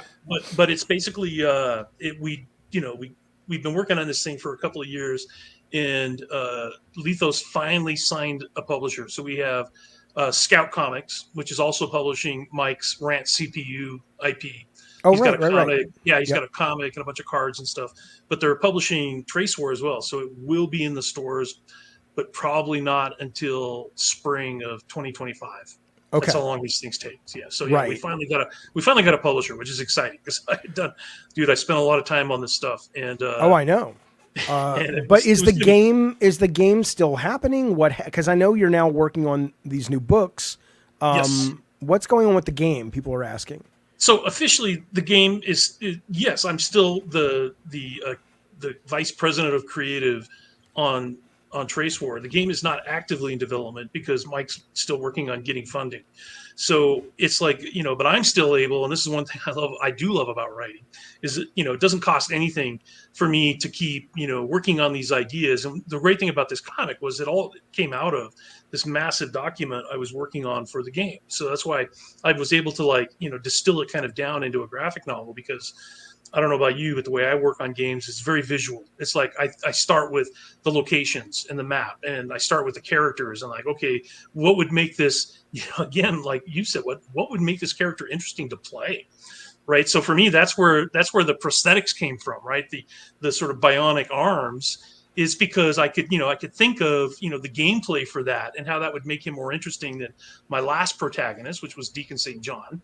Right. But I did the same thing with Days Gone. I started the exact same way, which is starting with a setting and a character, and then trying to kind of thinking up ways that, that as a player, I would love to experience this, this character in this setting. And, so it kind of works for me narratively because it's all, especially for comics, because comics are very action oriented as well. Right. And the only difference really is that in games, I don't get to write the action because the player's going to play it. I can describe what should happen here, but if you're describing the Sawmill Horde, which unfortunately you never got to, you would. I have a question about that. I would describe that, as like, and this is a lot of stuff that Jeff Ross and I worked on. It's like you kind of figure out it's a mechanics based game. You figure out who your antagonists are. In this case, freakers, and a lot of them, like hundreds of them, and then you kind of figure out, okay, well, what would the environment need to be to make this encounter interesting? Sawmill worked out really well because it has lots of verticality and lots of obstacles you can throw in their way, because the whole gameplay is built around this notion of keeping ahead of them, setting traps, getting to high ground, making it so that they can't catch you, and you're always, killing just enough of them to, get to the next thing where you can kill some more of them. So that's the core of the gameplay, right? So figuring that out early for like a novel, it's like, then I can say, okay, look, in Trace War, the novel, I know that he's got these bionic implants, he's got this bike, he's got this environment where they have mutated creatures, and then just trying to create scenarios that, where those things can play out interactively. Let me ask you about that pacing you're talking about, in terms of sort of, like I didn't get to the Horde, right? But I always wondered, like, if you look at Days Gone and you say, like, I assume it was a pacing issue. Like, you wanted to say, I'm saving the big reveal of the alien until later because it's going to be more of a foreshadowing and then boom, payoff. Like, it's good writing to do that, right? But looking back now, would you say maybe one of the things that hurt the commercial opportunities of that game was that you didn't have enough of the wow up front? Like, it wasn't a slow burn, like it was boring. It was very engaging. But in terms of production pop and like, oh shit, like that you held for a while, right? I mean, would you change that now? Well, to be fair, it was always going to be a systems-based game where it was an RPG where the character was going to build up those systems over time. Right, so if we gave Deacon this massive amount of firepower that it would take to beat a Horde and did that earlier, that could have worked as a game. It's not the game we made, right? We made a game where Deacon loses everything at the beginning and has to build himself up, over time to become the Horde killer. And also, though, dude, just go on YouTube and watch some of the videos. You didn't experience a Horde, but plenty of players who played less than you did. I did. There was a Horde right there at the starting area that you could have gone and engaged. I did experience a Horde. I did experience a Horde, by the way. All right, good. I totally did. Did you kill it though? Because it's possible. I've seen. Oh God, no! I ran away. I've seen people as 2 hours into the game kill a Horde because there's one just north by the railroad tracks, just from where you start. It's possible to kill it. It takes skill and it takes creativity and ingenuity, but I think Jeff Ross would argue, and I would agree, that that's the core of the game. It's like, yes, we could have scripted out a full, the first half hour of the game is totally scripted. We introduce you to bike riding and bike chases and, freaker fights in the tunnel and all of that. And, I just felt like the game really hit its stride when it allowed the player to kind of dictate their own experience. And yes, should we have introduced a required Horde encounter?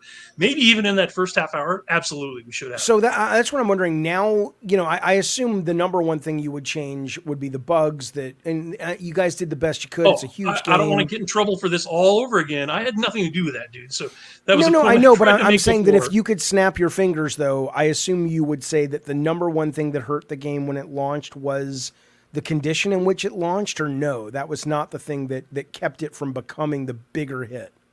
You know what I think is and this is a question you would have to ask the Sony brass. I don't have the answer, but definitely in the last Jason Rubin interview I listened to yesterday, is he talked about the success of Naughty Dog was how the most important part of the game is the last 10% of dev, which takes 100% of all the time you currently spent on it. And then the thing that will make it a hit is the last 1%, which takes as much time as the entire 99% that came before. So it's that whole thing about, polish and honing. And, and I think that's what, and I'm not, definitely don't blame Ben's engineers for this because, dude, we were on a schedule and it was not going to move. So we, I think we did the best we could for the amount of time we had. Okay, but would Naughty Dog have shipped that game? I don't think so. Naughty Dog would have spent wait a minute. So looking back though, would you say that was a really meaningful reason the game didn't become bigger because of those issues? I've already talked about this, so I'll just go over it very briefly. No, just yes or no. It doesn't have to be. No, it's not a yes or no question. I think that there were multiple factors for why it was not successful, and I've talked about all these before. I get it. I just want to know, do you think? I'm leading to a question I want to ask you, but I want to know do you think that was one of the meaningful things that affected its ability to be more successful? The fact that it shipped without that level of polish. Yes, but let me say yes with a caveat that I think that the level of polish isn't just about bugs and performance and engineering. it's also pacing, and that's something Jeff and I we're responsible for, right? Like if we Right. could have gotten the player more excited earlier, and a lot of players love the slow burn, by the way, but a lot of them They don't. do. Right. And there was a lot of reviewers, I think, who didn't get past the first few hours of the game. Well, we know that for a fact, right? Right. We have and that data. really hurt. So, but dude, that's on Jeff and I. That's not on engineering. It had nothing to do with that. I know. I'm not trying to have you throw people under buses. What I'm asking is, do you think if they had come to you, and maybe they did, and said, because what's hard is when you're the creative lead to kill your darlings, right? So if you would have known to go back in time and say, I could remove 35% of this game, stuff I love, but it means that the remaining part of the game is going to have that polish. Do you think, looking back, you would have made those choices? No, because that's not how it works. It's a systems-based game. So if you have a system that works, if you have a horde that can be populated without dropping the frame rate and without causing massive lag, then cutting half the hordes in the game isn't going to solve the problem if you don't have a horde mechanic that works properly. That's just the reality. No, but cutting 5 extra missions might, right? No, because the engineer who's doing the horde isn't working on those missions. It's a system.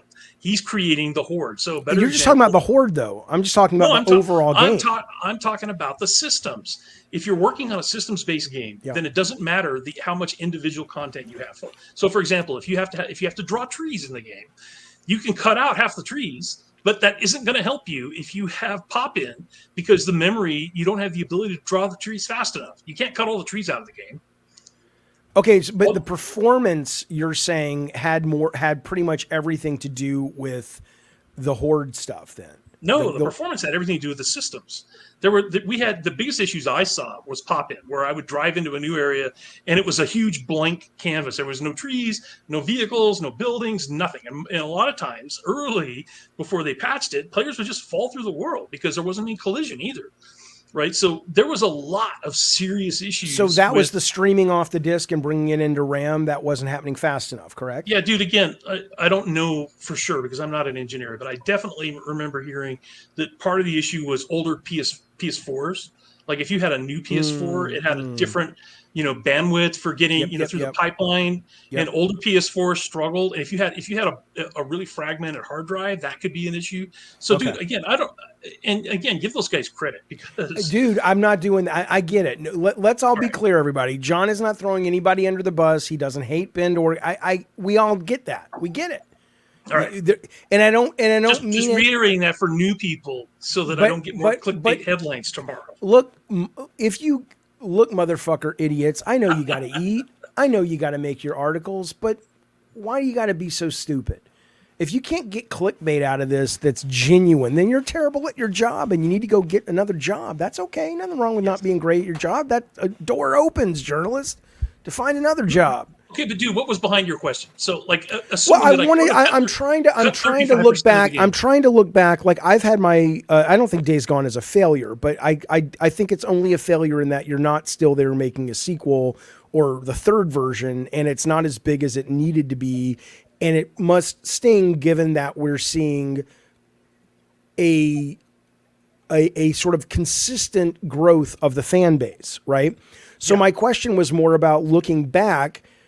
What would you be willing as the creative artist who was leading it to compromise in order to get that success? So another thing that they hit you hard with, which I don't think was a problem, was the lack of diversity. These fucking and again, for whatever reason at the time, these journalists were given enough power in terms of the audience that it hurt you guys. Would you go back and go, I'm going to open up the valve, even though you had diversity in the game, you're going to push it 50 more, 30 more, 20 more % in order to negate those comments if it meant that the game could have been more successful? Dude, I had a lesbian couple. I had African-American characters. I had Asian characters. I had, I'm not asking you to defend it. I'm saying, I disagree because I think you're misunderstanding what I said. I never said that it was lack of diversity that the press picked up on. Wait, stop. I didn't say that either. they hated the fact that that Deacon St. John was a gruff white guy. I mean, those are the comments I specifically remember. Okay, And it's kind of like so what you're asking is would I have changed Deacon into a different type of character? Let's do that. Let's go with that. Would you, if you could have made him a bisexual Asian guy, would you have done it? No. Why? Because believe it or not, I pitched some various versions of dude, and again, this is probably going to break all kinds of records for headlines. Good. Come one, come all. Let's bathe in the radiance of Johnny Garvin. Who gives a shit? Fuck him. Visual Arts and Services Group had done for, I think it was for a Christmas party or something, but they had basically taken mocap of Deacon and Boozer, and they took the Boozer model and put it on Sarah animations to make it look like Boozer was cuddling up to Deacon as they were riding the bike. That's hot. And it was hilarious. Okay. But honestly, and this was an idea that Jeff and I bandied around early. It's like, well, dude, could Deacon and Boozer have a homosexual relationship? And dude, and by the way, it's like that never went anywhere. And, there was at least one exec that said no, and I'm not going to tell you. But dude, at the end of the day, I couldn't have written that. I'm glad I did because I'm not gay. And I just feel like I would have approached that with all kinds of horrible stereotypes and, just no ability to have any truth. I know a consulting firm I could have hooked you up with. You could have called. Right.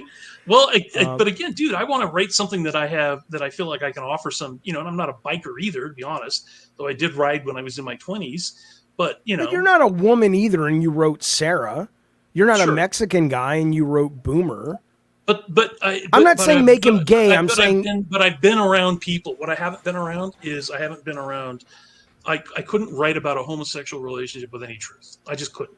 Okay, so forget the homosexual part. My bigger question is if you could go back and DEI it more with Deacon. I'm sure there's a character. You could make him Mexican. You could make him like Boomer, or you could make him a woman, and you knew that your series would have been successful enough to keep going, and you would have been able to stay leading. I don't buy into the argument that would have made it more successful. For those critics, you don't think they hit the sales with their complaints and reviews? No, I think there was a liability going into it. I think we would have had to change the IP. Dude, you know what the real genesis of Trace War is? It's fixing the marketability issues that I saw in Days Gone.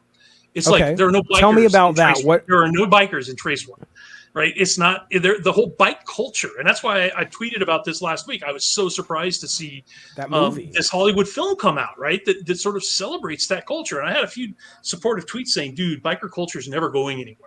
Right, because you had Sons of Anarchy and you had the Mayans, but it's still pretty niche in terms of how many people are into it. Right, you don't see a lot of that. You see a lot of superhero movies. You don't see a lot of biker movies. So I think yes, I love Sons of Anarchy and it was a huge inspiration, and I love Daryl on Walking Dead. He was a huge inspiration, but I think building a game around that was a mistake because it inherently didn't have a wide enough market of people that find it appealing. So I think that would have had to have changed from the very beginning. So what would you have made it then? What would you be willing to change it? I would have made it a completely different game, right? But you would have brought more of a superhero aesthetic to it and more of a, because Deacon's got no powers. I mean, he's got no gear that's supernatural or futuristic. You think that was missing? I think the heat behind Deacon was the idea that a biker would have tools and skills that would allow him to survive an apocalypse, right? The whole melee. And what does that say about this fucking medium then? That I mean, I thought it was cool he was a biker. I don't have a fantasy of being a biker. I'm not like, I want to be a biker. That's cool. I'm like, bikes are kind of cool. Biker gangs, as long as they're not like awful Hell's Angels that are murdering people, they're kind of badass characters. That's kind of cool. But again, dude, you didn't get there, and thankfully most of the press didn't either. But Deacon is that. He is a murderer. It's like the whole thing about the leader of the Rippers, Jesse, used to be a member of their bike gang. Spoilers for those who haven't played it yet.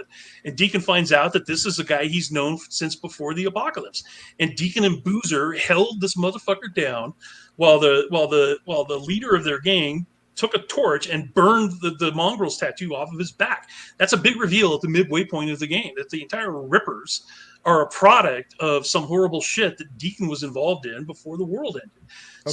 So it's like, I felt like, to be true to that culture, Deacon couldn't be just milquetoast. He had to have a background that was, sort of grounded in violence and crime. And I think that that's what made his relationship with Sarah interesting, is because, in a weird way, it was kind of like the story of William Money in Unforgiven, where, we never saw his wife in the movie, but she basically, tamed him. She turned him away from that life and made him into something else. And, I think that I could have probably delved into that more had we had more time for the backstory. But anyway, yeah, I think the biker culture in and of itself made the game problematic for some players. Obviously, a lot of players don't have a problem with it, but a lot did.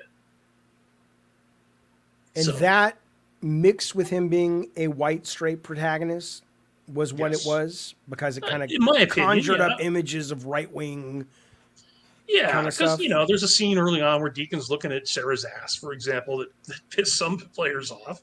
It did, But what would you change that? I mean, if they brought you back and said, like, whenever people ask me, Jaffe, if you came back to Sony, would you do God of War with the sex and violence? And I'm like, fuck yeah, that's still the vision of the game. But if they would say, yeah, but they won't bring you back, then I'd say, well, assuming I can pay my bills, then fuck them. But I mean, fuck them. That you can't have a man or a woman or anybody looking at somebody who's in a it's not like they're like, even if it was just male gaze, but it's not even that. It's his girlfriend that he can't. It's not an easy question to answer. It's because why? It's easy for me. Why is it easy for you? I wear two hats. On the one hand, yes, we are artists and creatives who have integrity and a vision, and we want to do, what our vision is. But on the other hand, we're making a product for, hopefully, for as many consumers as we possibly can. You're not going to make another one if you don't sell this one. And so, sure. and especially for Sony, right, which I think kind of sees itself as, maybe not Pixar and Disney, but a little cleaner than maybe some other studios, right? They're not going to make GTA style content, right? They're just not. And so, yeah, this game probably would have been more successful with a different publisher. Then you may be right. If you could have gotten a publisher, I fought for a lot more violence than was allowed to be put into the game, because I felt like, and I think I was proven right about this when not when Days Gone, but when The Last of Us 2 came out, it was just ultra violent. And it's like, to me, there's a certain kind of visceral reality in a post-apocalyptic world. Yes, yeah. I think that it's going to be an ugly, ugly world with all kinds of horrible shit that's going to happen. And to me, that's part of the fantasy. And, yeah, maybe you're right. Maybe we as gamers suck because we want those kinds of experiences, right? It's like, oh, dude. It's like, I remember doing an interview for NPR, by the way, a decade ago, when they had that horrible school shooting here in Oregon. Or that mall shooting, right? I don't know if you remember this, but it was basically they blamed. Sadly, they all blend together. But they blamed it on a video game, because the kid, who shot the place up, basically claimed that he was playing Doom or whatever. So they brought me on this show, this national, public radio show, to talk about violence in video games. And I said, dude, it's like, at the time, the game that my son and I, that same son who is 44 now and refuses to work in games, he's actually the 30-year-old. He and I were playing Hard Rain. And there's this whole sequence in that game where you're trying to get to your kid who's been kidnapped. They have you crawling over glass, right? And it's an experience, is a visceral thing that the game devs are making you do with this character. Yeah, hard to beat as an experience. Do I actually want my son to be kidnapped? Do I actually want to be, forced to crawl through glass? No. But as a video game, it was a visceral. I remember to this day. That's what I'm talking about. It's like, there are moments in video games that you can't get anywhere else, and they are memorable, and they are visceral, and they stick with you because you did it. It was you. You didn't read about it in a book or a comic. You actually did it. And, while you're hearing your kid crying in the distance, and you hear the guy's voice on your radio going, ah, ha, ha, blah, blah, blah. It's just a very, it's like no other medium. And, again, talking about that on the radio with this, I could just hear him sort of gasp. Like, what, you enjoyed that? I'm like, yes. That's why we play video games. So wearing two hats now then, I mean, what do you think then about, because, I mean, again, 95%, like, I don't agree with a number of the tactics Sweet Baby Inc. has used in terms of getting their message out there, things they've said. But I do agree with 95% of their progressive ideas. I like diversity. Fill me in. What is that? they're kind of they have a target on them, but they're one of several consultancy firms that Sony has used, a number of companies have used, where it's like, hey, because a lot of us on the team tend to be male and white and straight. Doesn't mean, teams are getting more diverse, but we want to do better. We want to reflect more of a global audience, and Sure. They come in and they're like, hey, they do everything from reviewing the game and saying, here are our 25 things, if it were us, we would change, to we'll actually do writing for you. I don't think there's anything wrong with that kind of consultancy, and I don't think there's anything wrong with the desire to say, look, we want to do better business by including more people. They've gotten attacked, I think, more because the culture wars, and because I think they are really poor at PR. And so the image they project in the world is one of, it doesn't really do them any favors, for whatever that's worth to them. I don't know. But the DEI stuff, the ESG stuff, the idea of, I never, and I'm sure you didn't either, maybe you did, but experienced at Sony, any executives coming to us and saying, make this character black. We need a gay character here. We need a Mexican character here. It was, make your character ugly because, this is a character designed for the male gaze. Did you ever have it sounds like the only executive that came to you on anything related was they said, don't make a character homosexual. Yeah, I was one of the things, and dude, this is just for the record because I'm sure you had experienced this as well. Who hurt you? Most of my all these caveats. Who got to you, John? This is like having. This is like in a movie where the guy comes because the press built a game clickbait headline out of things I innocuously said. So I caveat the fuck out of shit from that. All right, fair enough. Keep going. But anyway, dude, my career at Sony, I had never experienced producers who were so hands off in terms of giving those kinds of notes. Again, and this is something, might be worth discussing, is the difference between Hollywood, which, notes things to death. Mm-hmm. Things can stay in pre-production for years because, writers are being given note after note after note from, armies of producers. It's like, I never got that from Connie Booth or Shuhai or Grady Hunt or any of those guys. You probably did get a lot of gameplay notes. Even, in fact, by the way, one talk I had with Mark Cerny a long time ago, early on in Days Gone, he said that one of the things he loves about Sony, I'm probably mangling his quote, but basically it was, he loves the idea of a creative director with a vision. Mm-hmm. And he's worked with a lot of them. And so if you have a vision, yes, the vision has to align with something that's commercial, mm-hmm. right? You've got to be able to sell it, or what's the point? Mm-hmm. But yeah, if you start messing with that, you're going to water it down. And by the way, the only note I really got, and I proved my point with focus testing, was I got a note that there was too much swearing in Days Gone. And I had a build that we had to go in and record alts to every time a character said fuck. We had something else like, I think it was determined that shit was okay or goddamn or whatever. And I remember Amy Hennig talking about this, by the way, for Uncharted. They never used the word fuck in Uncharted. Never.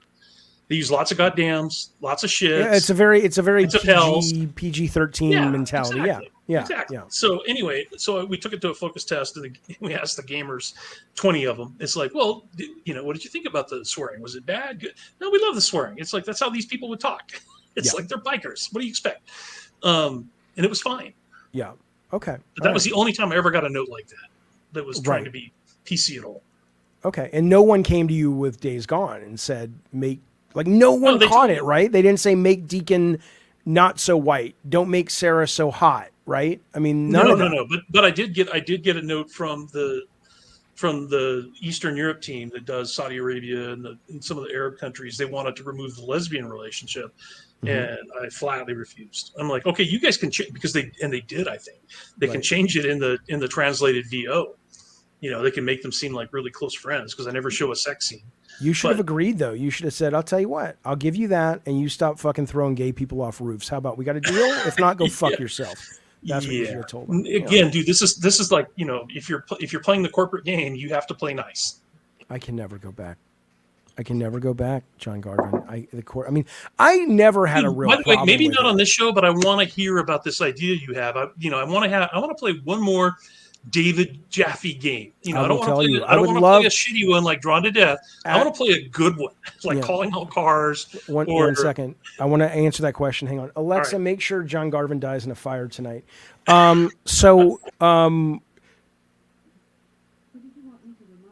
Anyway, so yeah, I would love to pitch it to you as a designer and as a writer. I would love to see what you think. I just am enamored by it. I think it's wonderful, and I'm okay if you tear it apart, but I don't want to do the legwork of trying to figure out how to get the money to make it. So I'm kind of like, it may just die with me, but I love it. But are you kind of done with dev? Period. Are you Only just pretty happy with what you're doing right now? I love what I'm doing right now. I don't know if I'm good enough at it to sort of make a long time living at it, but it is so much fun. And I've said this before to people that the freedom you and I experienced in those early years of Sony is so much what I'm experiencing now doing this, because I can just wake up and go, "Ooh, I have an idea."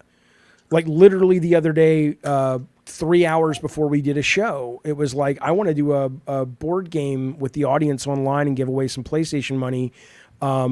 And let's do this kind of weird Taylor Swift trivia where you're trying to get, not about her as video game trivia, but you're trying to get into Taylor Swift's basket to, fly away from right-wing grifters. It's just stupid. I'm not saying it's a great idea. I'm saying that kind of like, hey, let's just fucking make shit up and see where it goes. That level of sort of, the swamp from MASH, the TV show, is still very much alive in this experience.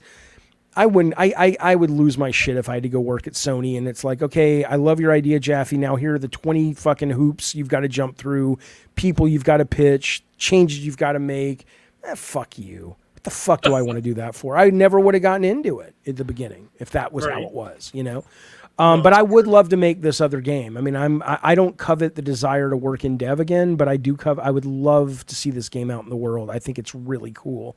But it's got to come to me. The opportunity has to come to me in a way that I don't have to go out and fly around and raise money and all that shit. I don't want to do that anymore. It was exhausting. I did it once for Bartlett Jones, and I'm done.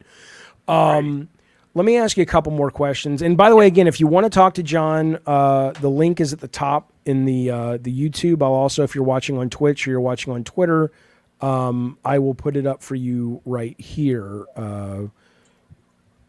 But I want to ask John about some early days stuff. Let me make sure I've gotten all my questions, though.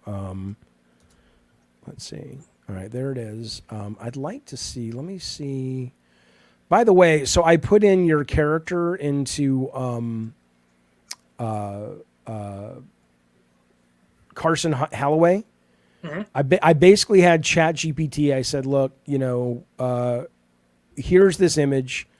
I said, describe this image to me. And it wrote the image description. And then I said, can you draw a hyperreal image of the description? And I pasted the description ChatGPT made to your AI image. And here's Carson, if you'd like to see him. There he is. Not bad. Not bad for a single first pass. Dude, that's not bad at all. No, here's the other one. He's looking up. I mean, that's what I'm saying. It's. By the way, just so you know, when I was, because I worked with Midjourney for weeks, working on these images that I created for my marketing.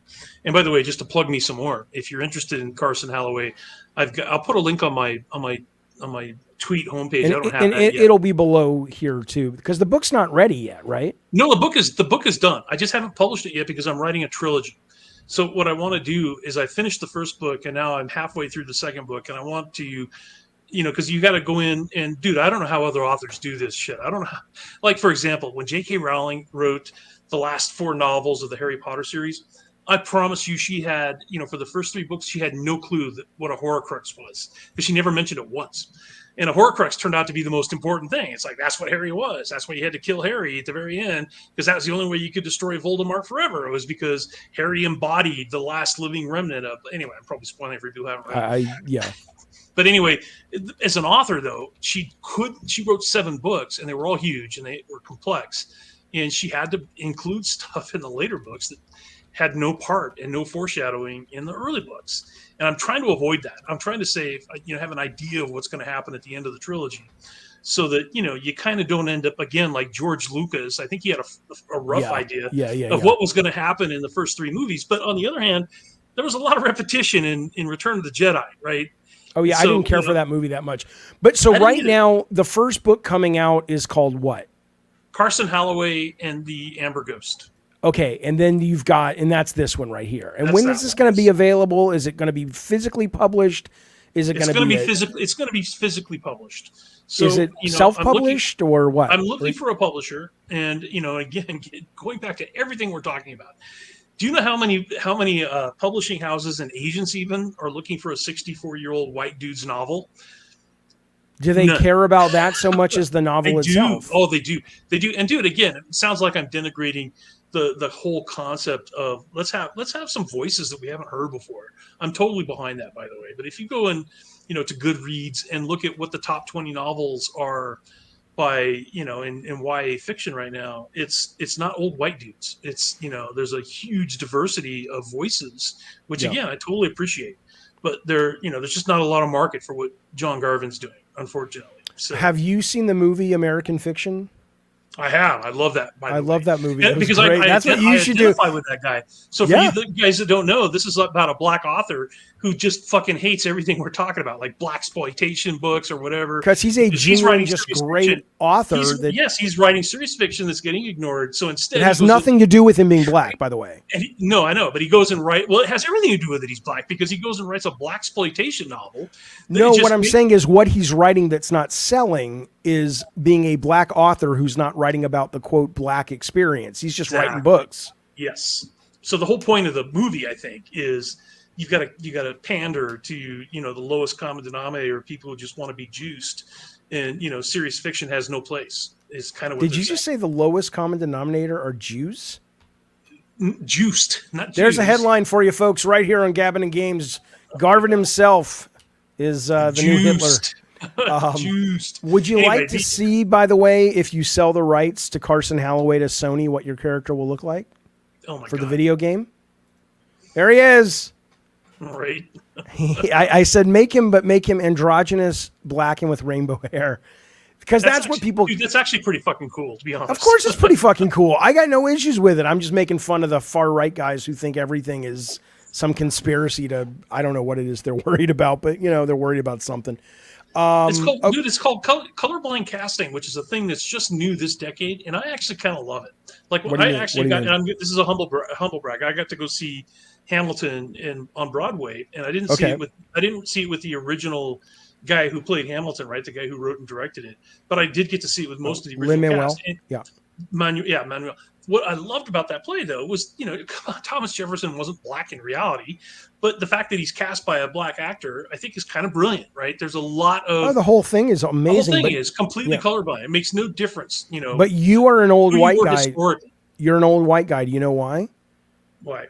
Because you're an old white guy, but because now it's shameful amongst a number of people to like Hamilton, because now it's like, well, they didn't deal with slavery enough. I mean, there was Lafayette, and they did deal with it, and it's like, okay. Even Lin-Manuel has said that if he was going to come on your show and you were going to ask him the same questions you're asking me, like, Lin, what would you have changed about your production? Yeah, he would have said, because he has said this in an interview. He's like, we didn't deal with slavery the way we should have. Slavery was a huge issue.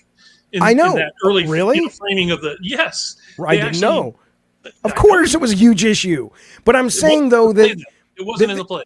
It was in the play, but not being a huge issue in the play. But I'm saying though that I don't like where we're at today, where it's like I can still love, which I do, and appreciate Hamilton as a musical, as a story, as an interesting experiment in what you're saying, casting, and still also appreciate that there are aspects of it that maybe miss the mark. It doesn't take away from what's great about it, but what I will agree with the right with, and I hate this shit for the most part. I hate most of their shit when it comes to this culture stuff, but I don't throw babies out with bathwater, right? I think Hamilton can still be a great play, and you still can go, yeah, they missed the mark on that, or a musical, sorry.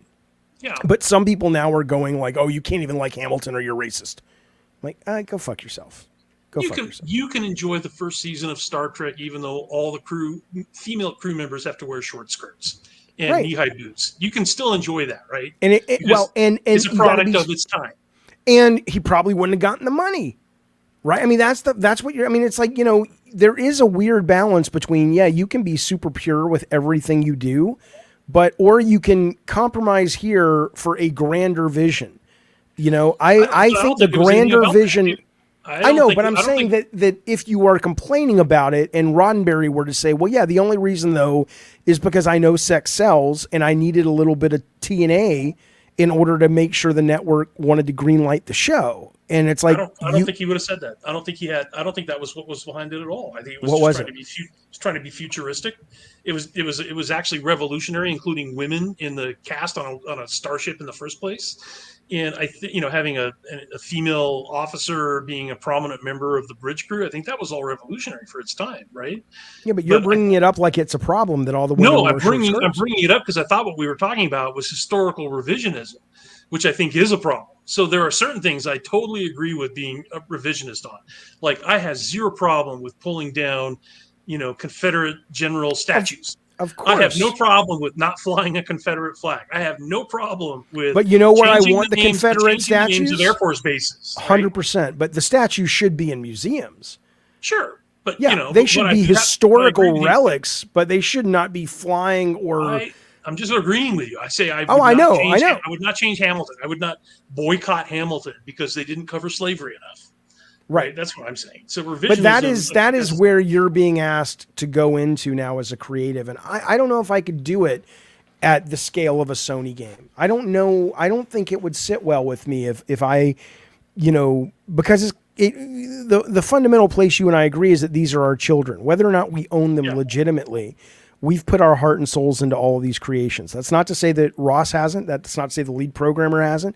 But we certainly know we have. And in that, I don't think I could tolerate coming out of a meeting where, for whatever reason, good, bad, or otherwise, that somebody has said, we've hired a consultancy firm and you need to pick off the menu 8 of these things. Well, dude, let me ask you a question, because I think this is something probably your audience would want to know as well. So I know you've supported Barlog's vision for Kratos. Mm-hmm. I loved his game. But how do you feel about? I do think this is a softening of Kratos's character. Mm-hmm. The whole fatherhood angle and just that focus on it was very, very different than what you were doing early on. Yeah. And I mean, just as a creator, how do you feel about where they took the character? I don't like where they took him. I like, so people have really, I don't think misconstrued. I think I was clear, but I think people are selective on what they wanted to hear me say. Because a lot of people hit me back. It's like, you're an idiot if you don't think characters need to change and have character arcs and stuff. I'm like, I'm very well aware of that. Okay. Yeah. But I don't think all characters need to be adult literary fiction characters that start here and they're totally different by the end. When you're writing comic book superhero IP franchise characters like a Superman, Batman, Spider-Man, Wonder Woman, Kratos, you want to have some nuance and some pathos in the character so he doesn't just look like a cardboard cutout character. But you don't want to end up with someone who's so different when you're making game 6 that it may as well not be Kratos. Now, what Corey did for 2018, what I said was what Corey did for 2018 was so smart and brilliant for a number of reasons. But the most brilliant, I thought, was because we knew this character needed a jump start. It was as much of a brilliant marketing PR move on his part as it was a writing part, because it was like the number of people that were willing to re-embrace this character because of these changes and because of the narrative of these changes, I thought was incredibly smart. And the game also happened to be great. I think the problem with it is that fundamentally, and you could speak to this as a I guess a fan of the games and a writer who knows the character, is that once you pulled that rabbit out of the hat, which was, hey, look, he's changed and it's in the narrative, blah, blah, blah. That works if the story's over. But then you get to Ragnarok, and what you're left with, though, what you're building the next X number of years of the franchise with, is a character who's fundamentally no longer that interesting.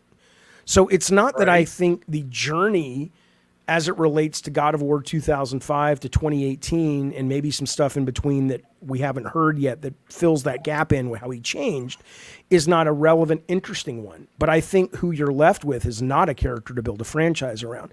And I also think that Atreus is a terrible character at a visual level and a play level. I like his function as a son for Kratos.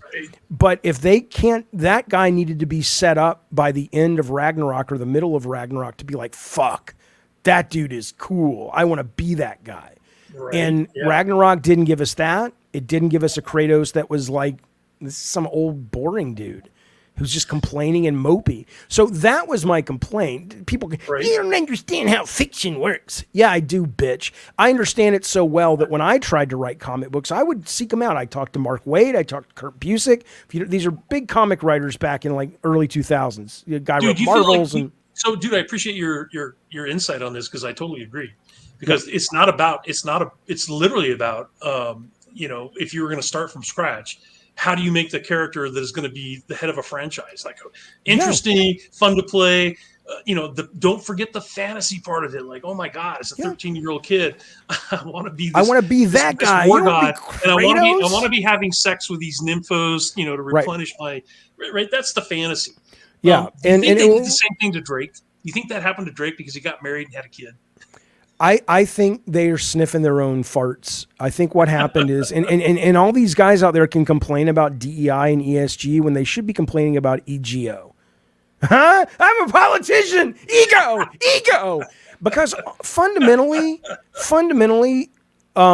doing that to Drake, to Nathan Drake, nothing's wrong. I liked it. I liked it as a story. I'm not beating up on Uncharted 4, but these games Last of Us is different. Last of Us presents from the very beginning as this is a adult piece of literature. Whether it's that quality or not is your mileage will vary, but it's clear characters are going to die, characters are going to change. This is more of a deeper tapestry of humanity, blah, blah, blah.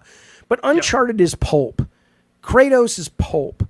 Right? They're Indiana Jones. They're Luke Skywalker. They're Spider-Man. It's Marvel and DC, dude. Yeah, and when I asked the Marvel writers, I said, well, because I was trying to learn to write comics, I said, everybody always tells me that your characters need to change, but if I write Peter Parker in panel 1, page 1, and he's Peter Parker as we know him at the end of issue 500, how do I arc him by the end of 24 pages and he's no longer Peter Parker? That might be good storytelling, but that's no longer Peter Parker. Let me predict what they told you. Okay, because it's the same thing. It's the same thing for series television.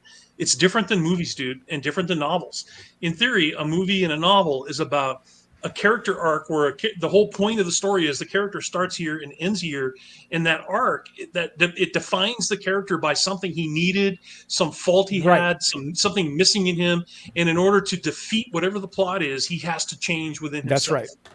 But that's not the case with comic books for the most part, or with series television, because it's basically a machine, right? It's like if you're watching the X-Files, yes, you have an ongoing story about the cigarette smoking man and blah, blah, blah, but nobody really gave a fuck about that.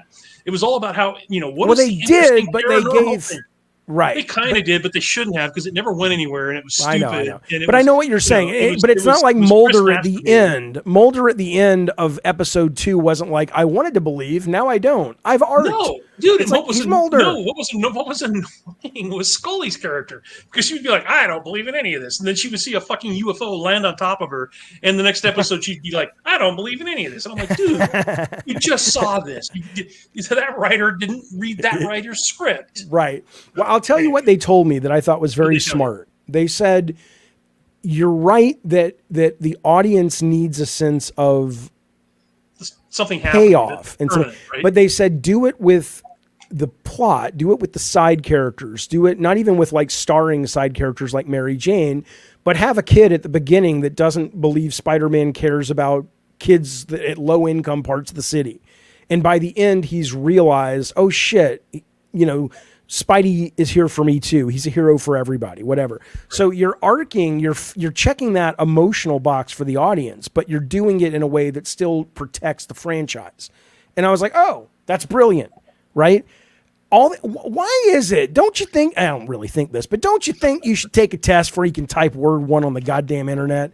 It's like, You know, I'm not the smartest guy in the world, but you think I don't know about character arcs? You think that's what I was really saying? All I was saying is this character is not designed, and we'll see, this franchise is not designed to make that guy the star. Are you out of your mind? It's like, what 15-year-old? I can't wait to play this guy who looks like my granddad. Shut up. But it's the ego. It's Neil Druckmann going, and again, I don't dislike Neil. I love Last of Us Part 2. But on Uncharted, the idea that, nope, he's going to retire. And if there's ever any more Uncharted games, it won't be with him because, well, the story demanded it. Shut up. You think Sony marketing is going to be like, oh, let's make games with Cassie Drake and spend $300? Fuck you. Fuck dude, you. You know what's funny? What's funny about work that way, and he knows it. Dude, here's what's funny is that the inspiration behind Uncharted was Indiana Jones, right? And so you could say the same thing. So the thing about one of the things I loved about, and I actually did like the third movie as well. The third movie or the fourth or fifth?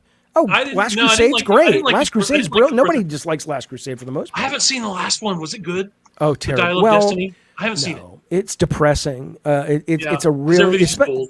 Well, the opening is great. You should see it for the first 30 minutes because they DH Harrison Ford. I think it works. And he's back in Nazi Germany in World War II. And so you basically, and it is directed like Raiders was. It looks like Raiders. If you were to say this was a section from Raiders that was cut out, you will absolutely, what a treat. Cool. What a treat. But once it gets to him being 80 and sitting in a hot New York apartment in the 60s and nobody cares about him anymore, it's like, I don't want Indiana Jones to be a normal man that's dealing with that. No, just fucking get Chris Pine. The sexy adventurer. Right, just hire a younger fucking guy and make a fucking great movie about a cool globe hunting archaeologist. What's the matter with you people? Yes, you could have cast Shia LaBeouf, right? No, fuck you. Fuck you. That's the Atreus of movies. Shia LaBeouf's character, Mutt Williams, is the Atreus of movies, okay? Yes, but dude, that's what we're talking about, right? It's like if you've created a franchise, you want that franchise to, and this is what inspired Lucas, to be honest, at the very beginning, was he fell in love with, the Flash Gordon serials in the 50s when he was going to the theaters. And those things always reset so that at the end of the, there's always a cliffhanger. But, it's not like Flash Gordon is going through some arc. Well, what was great is if you watch them. He's now 80 years old. And I know you're older than me, but you're not that much older. You and I didn't grow up with the serials, but we know. No, we didn't. There were no serials when I was a kid. But what's amazing about them, if you watch them on YouTube now, is like at the end of episode 3, Flash Gordon's in a spaceship that literally crashes into the planet and blows up. Everyone's dead, and Dale Arden's like, oh my God, come back next week. And then the next week, they just basically erase the last 2 minutes and the spaceship's crashing and Flash Gordon gets out. And I'm like, okay, fuck you. It's such a get out of jail free card. But right. Anyway, the last Indy was terrible. But your point about Kratos is 100% correct, which is it's not that you think what they have that the Barlog and the writers did anything wrong. It's that you're setting up a franchise now where that Kratos, and I agree, dude, it's just not as interesting as your Kratos. Which, by the way, brings us to where we started this conversation 2 fucking hours ago, which is like, dude, it's like as the creative vision behind the original character. Don't you think you would have loved to have had some say in that choice? I would have loved, it would have been an interesting conversation if they said, hey, here's what I'm thinking. But I don't covet that. I don't. But I'm just saying ethically, philosophically. If we were talking about a Bill of Creators' Rights for this country. Okay, that had nothing to do with legality. Awesome if they were sort of required, maybe they don't have to listen to what you say. But dude, it's like, I know for a short while, maybe it's not even happening, but for a short while, there was a Days Gone movie that was being, rumors were being bandied about. And I was like, dude, they don't have to pay me a dime. They don't have to listen to what I say. But fuck all. It seems like they should, talk to the dude who created the original version. Well, I will. I don't know if PlayStation Productions had been formed. I will tell you my experience with those guys. Like the PlayStation production guys have treated me so much better than the actual PlayStation studio guys. And they tell don't. Me what the difference is? This must have been formed after I left because I don't know what you're talking about. What is PlayStation Production? Assad was like a marketing guy. He worked on. Yeah, I know who Assad is. Good guy. He's running that with a couple of movie guys from the movie industry, and Their whole thing is take our brands and let's make money and let's make these things beloved. And they haven't missed yet in this. I'm not saying everything they've made is a classic. Like Gran Turismo was good, but it's kind of forgettable. Uncharted, the movie, is getting a sequel. It was fun. It was dumb, but it was fun. But none of them are embarrassments. None of them are bad like the Ratchet and Clank animated movie. Because it kind of goes along with what you were just saying about Kratos. This is my problem with the Uncharted movie. Is they didn't get the relationship between Drake and Sully right. And I spent a year writing that relationship, so I know it really well. And learning directly from Amy Hennig, who invented that relationship. And I'm telling you, the problem was Mark Wahlberg was not old enough to be fucking Sully. Let's just start and Tom Holland's a terrible casting choice for Nathan Drake. But regardless, the core of that relationship is the old wizened dude who's a lech and who's, morally corruptible and, blah, blah, blah. That was not the relationship I saw in the movie, and that's kind of a shame. Because it is, but you're making. Down. Yeah, well, it's not that. You're making the assumption that they care more about the quality of the story than about getting the green light. The reason it's Mark Wahlberg and Tom Holland is because that's who could get the green light for a movie that was in development hell for about 15 years. I get that. I'm just talking about, as a piece of writing, sure. No, but as a piece of creation. Ignore the writing. You could argue, what made Uncharted 1 so successful, I think, at least for me, was there was a real core relationship between those two characters that was fun. It was fun to listen to Sully. But it was successful and people liked it enough for a sequel. You could argue, and I don't know how forward thinking they are. Maybe I'm just, wishful thinking, or maybe this is the plan, but maybe not now, but maybe in 3 movies down the road, they've built that camaraderie and we as the audience have gone along with it. And so instead of just bringing in this guy who has this history that we know nothing about, we've actually gotten to experience it. But I mean, that may be giving them way too much credit. But regardless, though, I think they're a good group. I appreciate they didn't owe me anything. They didn't offer to pay me anything. They didn't need to. But I just, at a human level, it was a nice, respectful gesture that they brought me into the process as much as they did, which is not to say I was heavily involved. I wasn't at all. It's like 3 phone calls. And then I tweet back and forth with one of the executives over there from time to time. But that's awesome. That was still a kind tip of the hat, and it was appreciated. And it's more than I've gotten from Sony It's kind of like Studios. when Stan Lee gets a cameo before he died in one of the movies, that for characters that he helped create. And by although the way, most of the creating. Creative justice though would be we go back in now with AI and we rip him out and put Jack Kirby in. Or Steve Ditko. Well, Steve Ditko ripped off Spider-Man's design, so, Well, sure. But I mean, have you seen that story? You know that story? I did see that, yeah. The Halloween costume, right? Yeah. Fuck. What the fuck? I mean, you can't deny that. Anyway. Dude, Okay. Let me see what else I got. We got a super chat here. I want to bring in a couple people want to talk to you real quick as we wrap this up. Do it. We got Dave Goodrich, fellow game designer of Vigilante 8, Twisted Metal Small Brawl, Twisted Metal Online, the very first one with the PS2. He says, games have been trying to unionize for 25 years. High turnover in the business made this hard as the mid-veteran level and new passionate levels entered willing to do anything to break into the industry. Yeah, I mean, that's what John was saying. I mean, it's thank you for that, Goodrich. It's I mean, it's you have to have leverage. And that's, again, I mean, I don't know, man. I get so frustrated discussing things with people online because I genuinely come in with the assumption that we're all willing to have a real conversation. And I know that's naive and I know that's ignorant, but it's like people paint me as anti-union. I'm not anti-union. I'm more pro-union than most people are that say they're pro-union. I'm just saying I'm aware enough, and you are too. Look at all the books you've written on animators and stuff. And, look at the Dumbo strikes and all that stuff. The only power anyone has when they are in a union is what they can negotiate and what leverage they can put on the levers of power. That is it. No one unionizes, or no one listens to a union out of the goodness of their heart. Are you out of your fucking mind? That's not how it works. So grow up I agree and come to my side where I do support unions in video games, and let's figure out how we actually create that leverage versus just talking and feeling good about yourself, Kotaku, for 5 minutes and never actually dealing with it. There's got to be a motivation. You're right about that. And there's not a lot of motivation Because, dude, at the end of the day, most people in game dev are treated pretty well. You and I were both treated really and they well. want to be there. Yes, and there's a huge motivation for people to want to break into games and, start a career. It's like, I get that.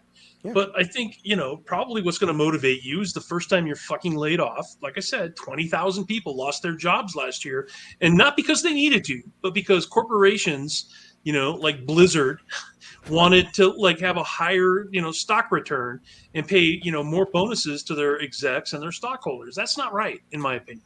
So, dude, here's the thing. Put this link on your website if you would. Okay. And this is the number one thing I wanted to communicate tonight. I just want to give you numbers that so far it's more this year. This year, it's more layoffs in 2024 than the entire year of 2023 is my point. So, dude, link to this is for the Union for Communication Workers. This is the one that was part of that the QA one you mentioned earlier. Mm-hmm. But it's basically they are our best chance. The Communication Workers of America. Their website is cwa-union.org. And workers' rights. So if you're interested in unions at all, and these guys are amazing because they believe in human rights, they believe in jobs and healthcare and retirement security, pretty much none of which you have if you're a game dev, right? It's like they believe in health and safety, international solidarity, blah blah blah. It's like as a union, the whole point and the reason why you want to unionize is to force corporations to give you things they don't want to give you because they don't have to. If they can just lay your ass off, they will. But if you're a union and your contract says, no, you must give me 6 months notice before you lay me off. You still can lay me off, but you need to give me notice so that I can find another job and blah, blah, blah. But anyway, cwa-union.org. And they have a link. If you're interested for your studio, all you have to do is talk to somebody. They will give you information on how to reach out to your coworkers. Dude, maybe it's all the concept artists that Dave and I talked about tonight, but maybe it's the pixel pushers, or it's the, maybe your QA department isn't part of the union yet. And that's what is unionizing right now. There are a ton of game companies, including the ones owned by Time Warner, that are already unionized. So if QA can fucking do it, so can game artists and game modelers and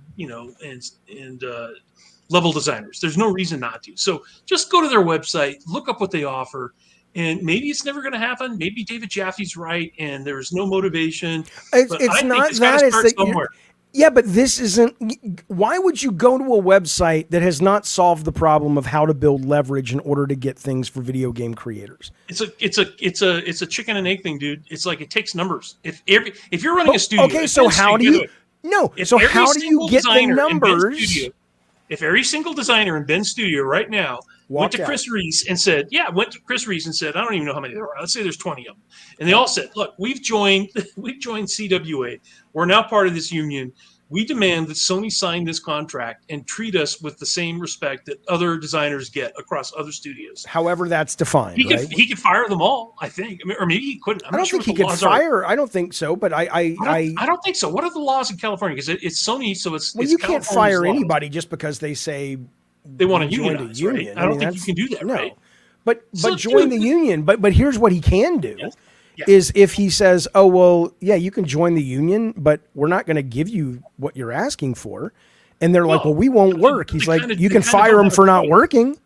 You can fire him for, If you sign a contract with a union, you agree to the terms of whatever the union has in their contract. Why would they sign a contract with a union, though? Because they need the work. They're trying to make a game. All right, you think they can't replace some level designers? Yes, of course they can. But can they train them up on how to use the proprietary engine?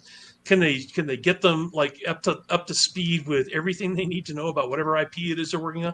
I absolutely no. Here's what would happen, and I'm not against it, but here's what do you think? I'm going to play it out for you. Yeah. Hey, legal Sony folk, I got this demand from 20 designers. If we don't sign this, it's going to take us 6 months to replace them, which means we're going to miss our ship date. Okay. And legal says that's really bad and we will lose some money and the stock will get hit. But let me ask you, head of Ben Studio, what is worse? Missing your ship date and getting some egg on your face, or we sign it for them. Suddenly we're signing it for this, that, the other. All the budgets go up. All games are going to take longer. And then you missing a ship date is nothing compared to the additional budgets and that will get passed on to the consumer with a raise in prices that we will have to do when suddenly every team now wants that. Every division, not just the designers, the programmers, the producers, what do you think Sony's going to do? Sign the contract or say we'll take a 6-month hit while we replace these guys? So what I think, I don't know, dude. But I'll agree with you about one thing. Or even the proprietary thing. Okay, we're all switching to Unreal. Fine, we're switching to Unreal. By the way, none of this is going to benefit me. I'm fucking retired. I know, but I'm saying... By the way, just so you know, I have a sweetheart deal with Lethos. I get 50% of the IP. I get, my name on the comic or whatever. You and I are 100% in agreement on it morally. I'm not fighting for my rights. That's what I'm trying to say here. This is not going to benefit me. But you're not fighting for their rights either, because you're basically... You're not. You are. It's performative, because you're not putting in the intellectual work to figure out how to get them the leverage they need to force Sony to sign the contract. I spent 2 days studying this while you were masturbating in your bedroom, dude. So I don't masturbate in my bedroom. It's the McDonald's down the street, and that's only because the drive-through lady is fucking dude, my smoking. point is, yes, I agree with you about one thing. It takes motivation, and it's going to take a shift of some kind. I don't know what that's going to be. Right, but that's the work. No, here's the shift. In 1933 in Hollywood, this is when the writers all banded together, and it was a combination of, hey, talkies are now a thing. Writing is more important. We need dialogue. Mm-hmm. Yep. It was, the Depression, the Great Depression was, it's like the economy shifted, and basically all the writers got together and said, this sucks. We are being told what to write, how to write, who to write for, and what if we form a union and say we're not going to do that anymore? You are 100% correct. It's like if just the designers at Ben's studio get together, 20 of them, it's not going to have a huge impact. But if somehow they could figure out some charismatic figure like David Jaffe could secretly start meeting with them and get all the designers across the entire fucking industry together, 1,000 of them across Blizzard and Epic and EA and Sony and Nintendo, and just get them all to say, hey, we have formed a union, the game designers of America.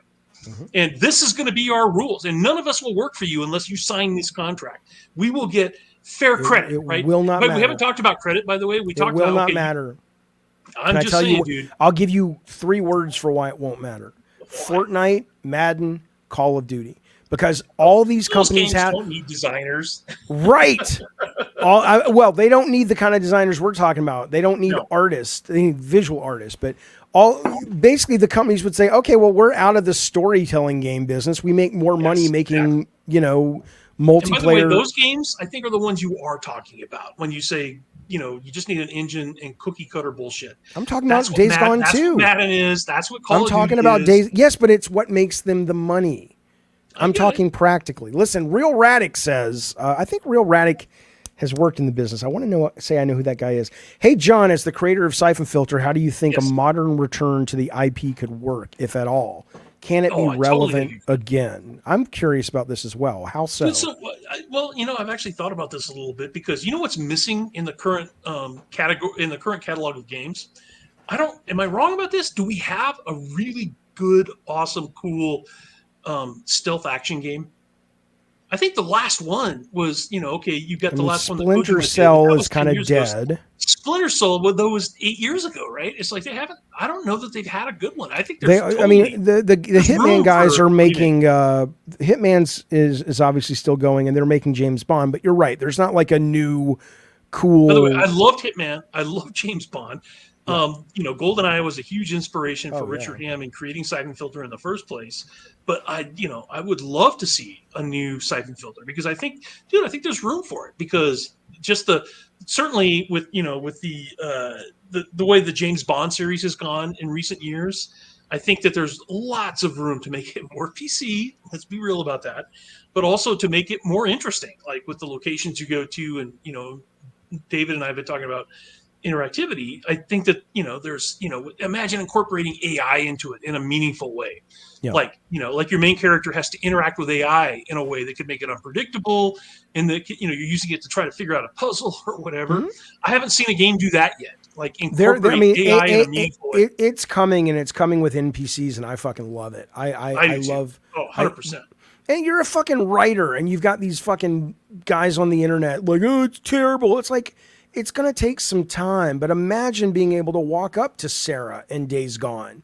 And as long as she speaks in the way that you as her God have said, these are her guardrails. She can talk about this. These are what she knows about. These are her opinions, and let her go.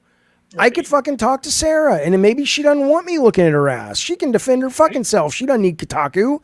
She can turn around and say, stop looking at my buttocks. Dude, I personally would not know how to make that game, but I promise you there is a dev out there in their 20s who has fire in their belly the way you and I did, 30 years ago, who is going to make that game. And I 100% agree. It's like, I'm as big a fan of scripted linear experiences as anyone. That's what I've written my entire career. But I would love to play a game where and I'm not even going to be sexist here, the hot protagonist, whether it's a male or female, that you're interacting with, and let the AI pick up on what you've done until this point. Don't let it be scripted. Let it reflect who I am as a character, the things I've done, the things that person could know about, and have maybe the weather, their mood, the time of day, or how shitty there are experiments out there already, which are a lot of fun. Devin, by the way, says Days Gone was my second or third platinum ever. It's underrated. I think you're right. Thank you.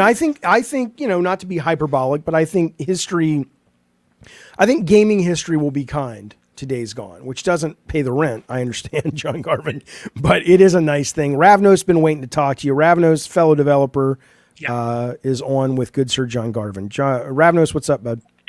Hey, can you hear me? Yep. I can. Cool. Wow, I had so many things, and then as you kept talking, I just got more and more. Okay, number one, I live in Bend. I never met you. Wow. I do not work at Sony Bend. I don't know anybody anymore that works at Sony Bend. My biggest complaint with the setting for Days Gone was it didn't feel like Bend. I mean, I know you probably, I'm just curious, like, did you have to change the names of some of the stuff so that, like I don't know how that works. Like, would Bend want money if you were to use the name Bend? Because you had the old mill district. You had the three coal stacks from when it used to be a lumber mill. All right, dude, great question. This is going to be a deep dive into shit that probably nobody besides you and I care about, since you're from here and not many other people are. So to answer your question, though, so the pitch to use the name Farewell Bend, because that's historically accurate, right? Yeah. Like Farewell Bend is what Bend used to be called until the post office made them change it in like 1910. Because it was too many letters. It's like, hey, too many letters, cut some. And so they changed Farewell Bend to Bend. And when I was writing the concept, and the original concept, by the way, took place a lot more so in Bend itself. It's like it included the town and the old mill district, and the Chutes Park that goes through Bend, all blah blah blah. It was just a lot more urban. And then as we were developing the game, we were trying to find ways to save money. And so, in the first couple of years of production, we kind of got away from the concept that this was, and for other reasons too, by the way, because most of the apocalyptic games at the time we were developing Days Gone had urban settings, and none of them were set in the forest, right? So we were like, no, let's not start in the city, because if you see the prologue, that was originally the start of the game. You started out rescuing Sarah, in this urban setting, and we changed all that to become, the gameplay is going to be this broken road in the district's forest. So anyway, yes, I created all those settings, and I just cribbed and stole. Dude, as you well know, Crater Lake is not anywhere near Bend. It's a 3-hour drive. But dude, it's like the Disneyland scale of things, right? So Chemolt is not as close as it is. And all the settings, it's like, it's the idea of it. It's like when you go into Disneyland, you're not actually going to a place called Tomorrowland. You're going to the idea of it. And that's kind of the way you got to treat Days Gone. See, I was just bummed because I wanted to ride around on a bike in my neighborhood and kill my neighbors, but my neighborhood wasn't in the game. So that sounds like a you problem, sir. Yeah, I know. But who's really good at that is Rockstar. Dude, it's like I have heard people playing, playing through like, the city of LA, and you're going through Santa Monica. They crib stuff too, but it feels so real. It's like, dude, I've been on this sidewalk. I've been on the pier. This, what they recreated was so close to what's real. It's not funny. And you'd be surprised what stuff hits legal and they have a problem with and stuff they don't. Like, yeah, that's why I was wondering, because I don't really have a problem with it. I mean, I was a little disappointed, but wasn't like, man, this game sucks, 6 out of 10, because it didn't recreate 1-to-1 my home city. No.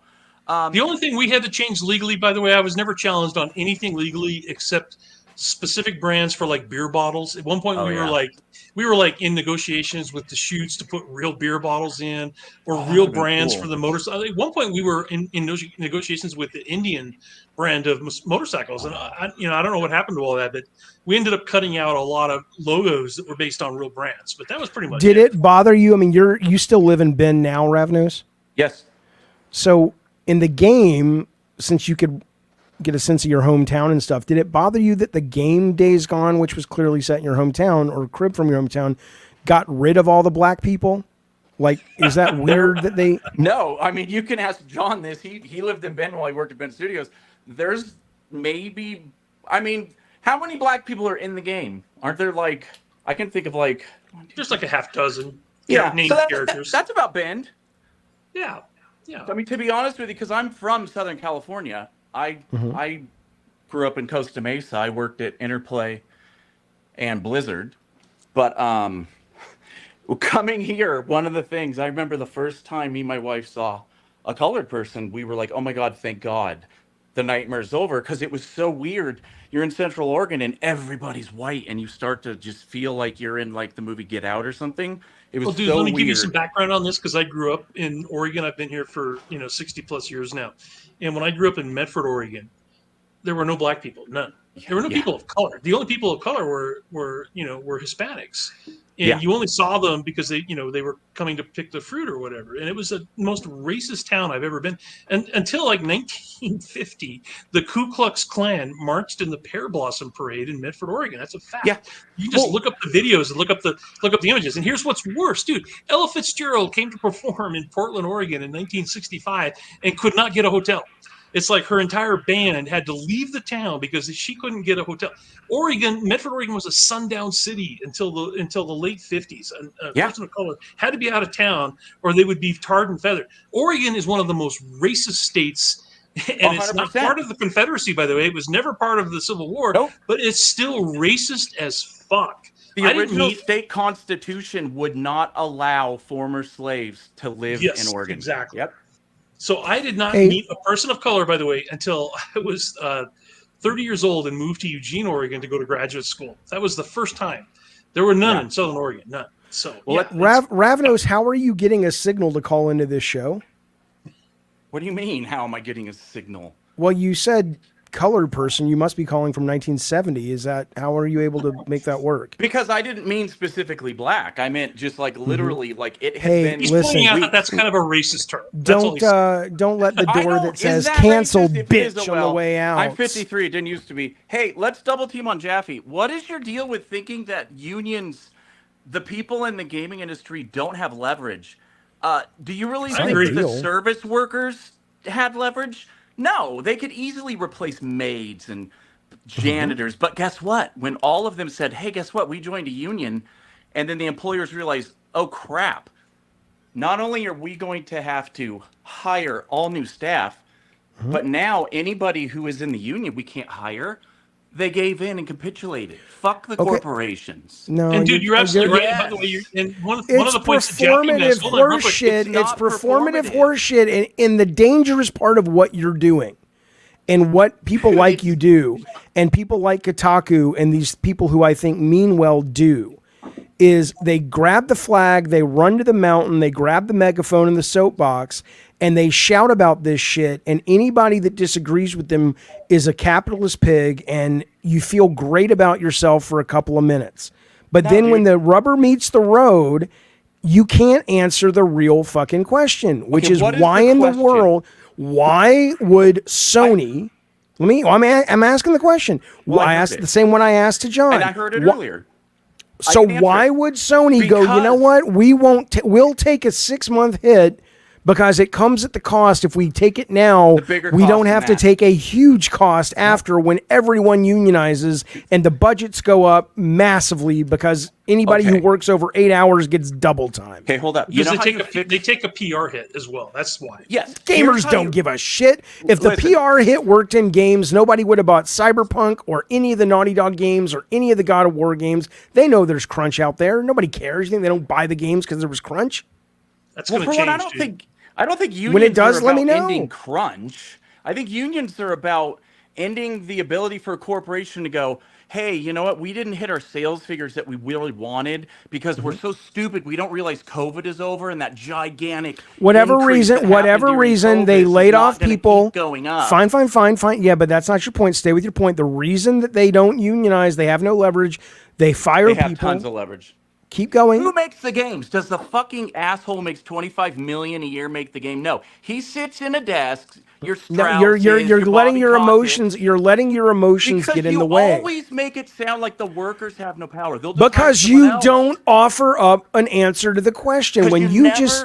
Jeffy, let me finish. You just ask who makes the games. I'm going to tell you. Give me 30 seconds. All right, and go. if I ask a question during it, I'll say go ahead and answer. Okay, All right, go. John, would you agree that if there were to become a video game employee union, or if they were to join another union, and not just one studio unionized, but multiple unionized, and it became like this union doesn't represent just Sony, just Microsoft, just Naughty Dog, then what happens is not only would they have to get rid of all those people for going union because it's going to hurt the bottom line because they don't want their precious CEOs to take a pay cut, but then when they go to hire more people, oh, I can't work for you. I'm in the union, and you fucked over our union, so I can't work for you.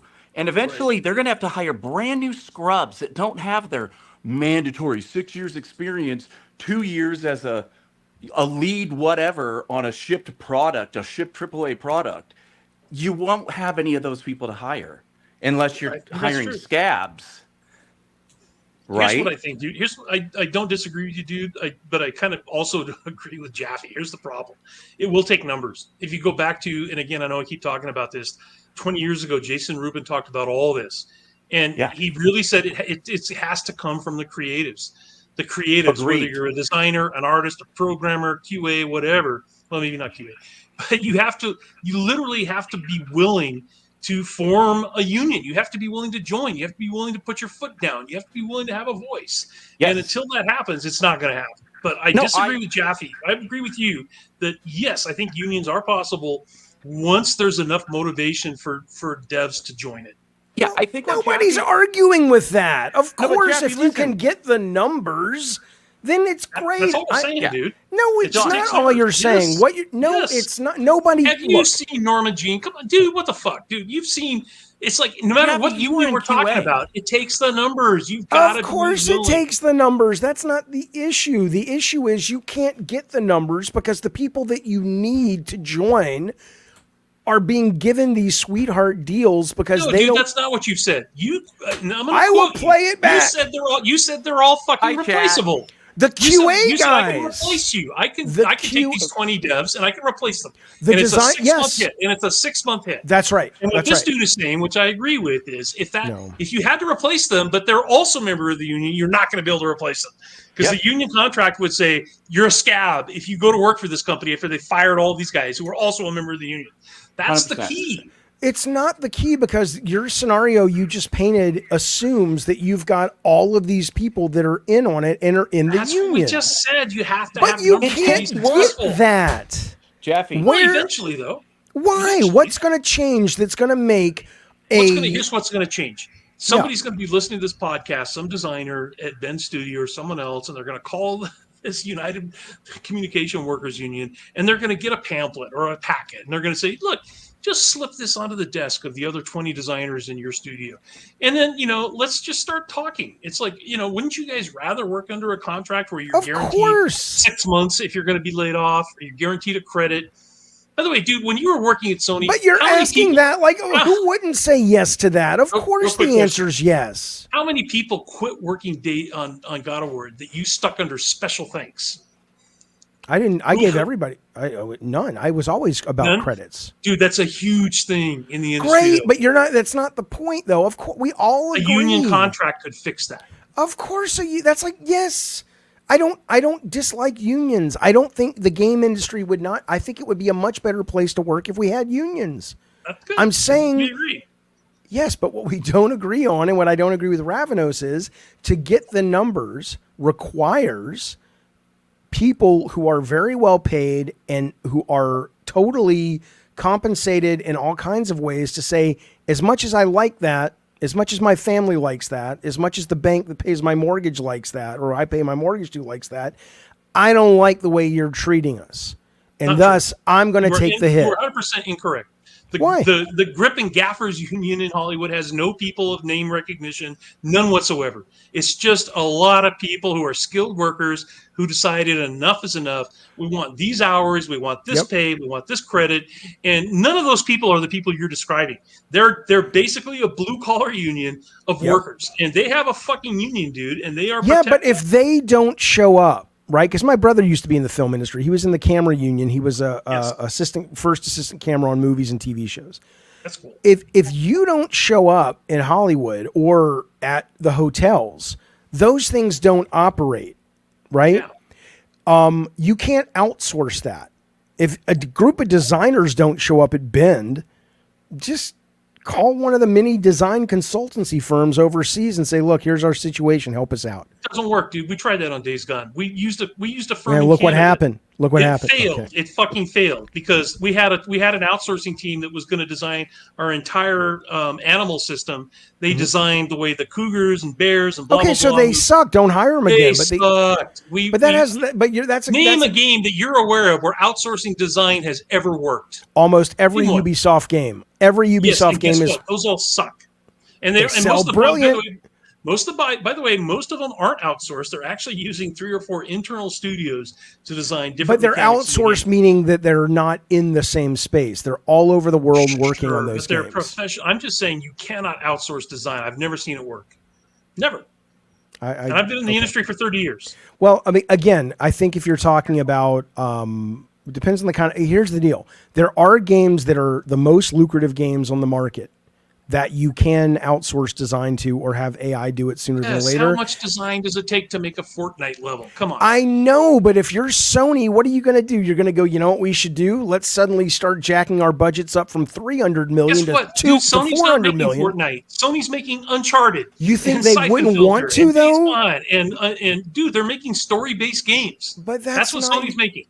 I know, but they're not making.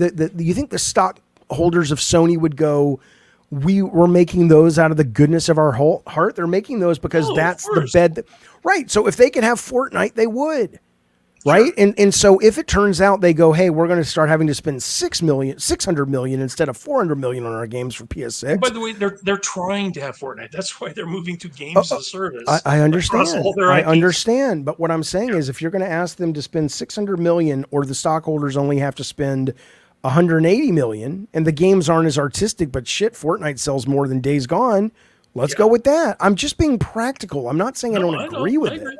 All right, let me get these super chats and then I want to bring in a couple last final calls. Gotcha. Where did it go? Yorch says, thank you for the super chat. He says they will hire people overseas. I used to work like this. The industry is overflooded, games and staff wise. There's a lot of people to replace them. I agree with you, Yorch. It doesn't mean it's right. It doesn't mean morally I'm on board, but you got to start with where things are if you want to make real change. Otherwise, you're just giving speeches at the end of Aaron Sorkin shows, which I love, but who gives a shit? This is coming up from Follow Me. So, dude, by the way, to respond to that, I've used outsourcing throughout every game I've made almost since post-Siphon Filter because we didn't do a lot of it back then. But nothing of creative, meaningful consequence was ever outsourced. We outsourced props and tractors and textures for buildings and shit like that. We never outsourced core game design, core mechanic design. Anything that was core to the experience was made by talented individuals within the studio. That's a fact. Except your book art. Dude, even that was made by one person working for weeks in Midjourney, and nobody else. By the way, I challenge anybody right now to recreate that image in Midjourney. Try it. I just recreated it. No, yours is shit, dude. Yours is shit. And here's the reason why Midjourney can't be used by the average person. Well, this is Chat. Wait, this is ChatGPT. Okay, but wait a minute though. Regardless, it's still shit. It does. You think the average consumer who's going to buy your book is not going to buy your book? Like, you could have put this on the cover, and nobody would have been the wiser compared. Oh, no, dude, because yours sucks, dude. It doesn't. There's no. I'm sorry, but you are letting your art side cloud your business side. It's fine, dude. At the end of the day, it's like, to me, this is not what we're talking about, though. It is what we're talking about. We're talking about a single author using Midjourney to create it's exactly the same thing. It's the same thing. It's not the same thing. It's the same thing. It is, and it's the same thing because you're basically saying money rules and defines how the creative process works. Whether you're talking about it at a one-man, I don't think I said anything like that. Whether you're talking about it at a one-man band or a level like a trillion-dollar company like Microsoft, fundamentally, you're always balancing the commerce and the art, or the commerce and the business with the art. No, it's an issue of scale. That's not what I'm saying at all. I'm saying AI could not have written Carson Halloway and the Amber Ghost. No, it couldn't have written it, but it can give you a web you image that's going to sell the book. It's not going to write the book. Right. So the That's what core I'm saying. creative process was not created by AI. Yes, but okay. To your caller's point, it's like, Ben Studio is not going to get their core design, from an outsourced group in India or anywhere else. They're going to do it internally because that's where core things happen by devs who have the experience to do it. All right, so, I disagree, Doctor. I'm saying it's a philosophical issue, and I don't think it is. I think it's an issue of fact, actually. It's not. You can't point to a single internal game dev team that's ever used outsourced design from any sort of overseas company. Never happened. Never will. Define design. Like a map? A core mechanic. Right. So let's say every studio has about 6 people that you can't replace. Now, and I think it's more than 6. Why? For Days Gone, it was, I would have to go through and count them up, but dude, there was a team of like 6 engineers on their own. There was a team of at least only 4 6 engineers. The core. We're talking about the people who are irreplaceable. Right, but how many of those people were working on the engine? Because you guys worked with what, the Decima engine on that, or what was the engine? No, we worked with Unreal, and that was a game that shipped with Unreal Engine. It was, yeah, it was an Unreal Engine game. Okay, and they completely rewrote, the tree system, the graphic system, like Graham completely rewrote the way graphics. But my point, Jonathan, is that most people don't give a fuck whether it's Unreal or Decima. You got hardcore. Not what we're talking about. We're talking about your caller. Your caller said what I'm saying is. I'm saying no, it can't. That particular game, because your caller said it can be outsourced, and I'm saying, David Jaffe, no, it cannot. And I'm saying, if you go back in time to Days Gone, perhaps based on that particular game, just like you can't outsource Twisted Metal 1 because every engine anybody worked on was proprietary. You're talking about the engine. I'm talking about if you're part of the talking about the key people that cannot be replaced. And what I'm saying is that number gets smaller and smaller the more you compromise aspects that a lot of people will tell you that are important, but the customer has not shown that. I get it. To be important. You're arguing that more could be outsourced because we think things are important that aren't important. That's right. That ties into your earlier argument that games are cookie cutter and engines are more important than creativity. I disagree with you. That's fine. I disagree. That's a terrible way to frame an argument because, of course, I think this is going to be a clickbait headline for David Jaffe. David Jaffe believes come to my stream. All games are cookie cutter, and the engine is more important than the content. Yep. That's absolutely. That's a Jaffe quote. But you have to add one part to that. Yes. The brand is more important and the budget is more important to the people that fund the games because the audience is 100% fault. Agree with that. The audience has showed up for brand and good enough over and over and over. By brand, you mean God of War, not Sony. I mean, it's not Sony. It's not the PlayStation brand. It's the God of War brand. I mean any game, Call of Duty, God of War. That's my point. You're talking about the game content. That's what they're showing up for. They want to play God of War. They're not showing up because it's PlayStation. Of course not. But the game content can be good enough A lot of the developers demand a level of excellence that cost a lot of money, that even Insomniac and the leak said this, that the actual customer is never going to notice 95% of the customer. And so, yes, it would be nice that the bin guys rewrote a lot of the Unreal Engine. But if you're Sony now, you probably say you don't have time to rewrite the engine, because you know what? The customer has said whatever looks good enough when Unreal just out the box, maybe 3 months of tinkering, that's good enough for us. And that's your budget, right? So dude, you can suddenly, I know, but I'm saying you can take 6 of those people and bring them down to 2 now. You're just basically saying, gamers don't pay a lot of attention. And that's you're not right. wrong about that. Right? And thus the market just demands or defines what the valuable things are that people pay for and that you can then unionize. Let's move on to your next question, but I just want to reiterate to answer your last caller's question. No, I don't think you can outsource core parts of the game. To Jaffe's point, yes, you can outsource lots of things, more things that I agree with, but he thinks that, hey, you know what? The stuff that I would think is important, probably most gamers don't care about. Right. And the market bears that. Is that a good summary? Out. Yes, and I'm right and he's wrong. Now, Follow Me Records, thank you for the super chat. He says, did John say that someone posted that there is going to be a Days Gone 2? Who was that? Can we see that? No. He never posted that. Go ahead, John. This whole thing is what this show started on, right? It's like, yes, people have been talking to me, because I get messages every day about asking about a sequel, because what David and I were just talking about is that people don't pay attention. They don't know that I haven't worked at Sony for 6 years now. They don't know that it's obvious that Days Gone 2 has been canceled.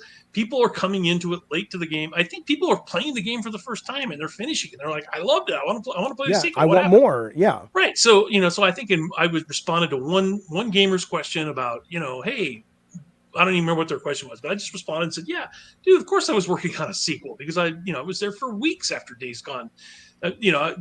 My role in polishing the end of Days Gone was done 6 months before we shipped. So I had a lot of time, worked on a sequel, worked on a script, worked on, a trilogy concept, blah, blah, blah. And yeah, I mentioned that in a post and that got turned into a headline. So yes, that's probably what you're referring to. Right. There is no information that there is going to be a Days Gone 2. All the information I have is that there is not going to be. So, yeah. All right. The Blind One. Thank you, buddy. 20 months as a member. I appreciate that. Why can't you guys be more like the Blind One, you assholes? Listen, he says, how do we get games like Concord and Fair Games? These are the Sony service-based games coming, but not Days Gone 2. I'll let John answer that, but I think the answer is very clear. And the answer is it's your fault. No. The answer is Sony is moving towards... Dude, you realize that they just shut down fucking Pixel Protocol, right? So it's one of the most innovative game companies that Sony ever had. Nobody bought their shit. I know, I get it. But dude, don't you remember when Sackboy was all the rage? It's because that's Media Molecule, not Pixopolis. Oh, I'm sorry. I'm talking about Media Molecule. They didn't shut down Media Molecule. They're still going. They got an IP they're doing. Really? I thought they laid off some. I mean, people are no longer there, like the head creative, but they're still rolling. Oh, okay. Well, that's but good. Pixelopolis, who did Concrete Genie, they went out of business. Yeah. That was the internal team, right? I don't know if they were internal, but yeah.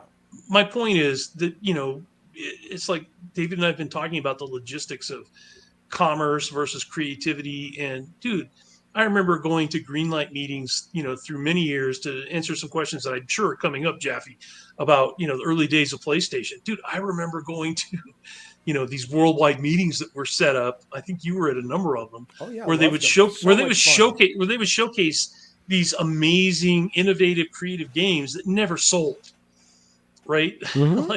like Potapont was, I think, Shu's favorite game, and games like that. And Scott Rhodey always talks about Sound Shapes, his favorite game. I know. Buying Rhodey's a huge champion of these tiny games that don't sell. Yep. And I always kind of, it's like I love those games as much as the next person, but bottom line is they're not going to fucking sell. It's like you've got to create content that is, it's going to be commercial, right? So anyway, the reason they're making games like Concord is they cost nothing to make, and they can, if it's a games as a service, they can make money on it.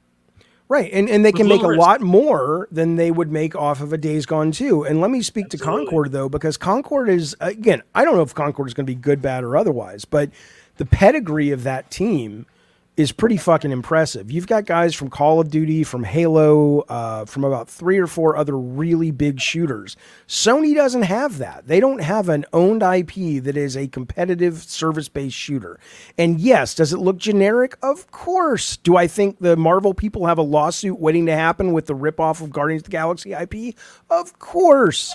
But if it's a good game, it doesn't have to be innovative because people will show up for it. It should be free, but that's a different issue. But the reason they're doing it, the blind one, is because if it hits, it's kind of like playing roulette and not just betting on the pass line. It's like you're going to get, 2 to 1. I don't know what the odds are, but they're not great. You put down $1, and if it comes up, if it doesn't crap out, I think you get like some minor amount.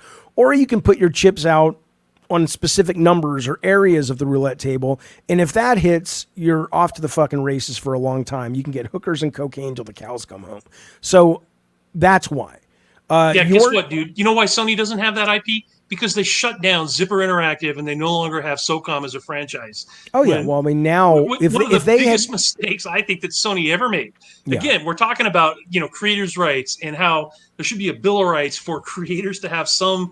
It's like all those dudes at Zipper, dude, they were doing what they were fucking told. They created MAG because at the time, Sony was telling them we need a huge subscription-based online multiplayer bullshit. When what they should have made was another SOCOM because that's what they were good at. Dude, same thing happened to me, by the way. Siphon Filter, the Omega strain, was our mandate from Sony to create something that would use the modem in an online 4-player co-op competitive way. So we morphed Siphon Filter into that. It's like, what we should have done was what we ended up doing on the PSP, which is Dark Mirror. Let's do another linear level-based experience, which is what Siphon Filter was. But, dude, this happens over and over again. Bad decisions are made by a corporate.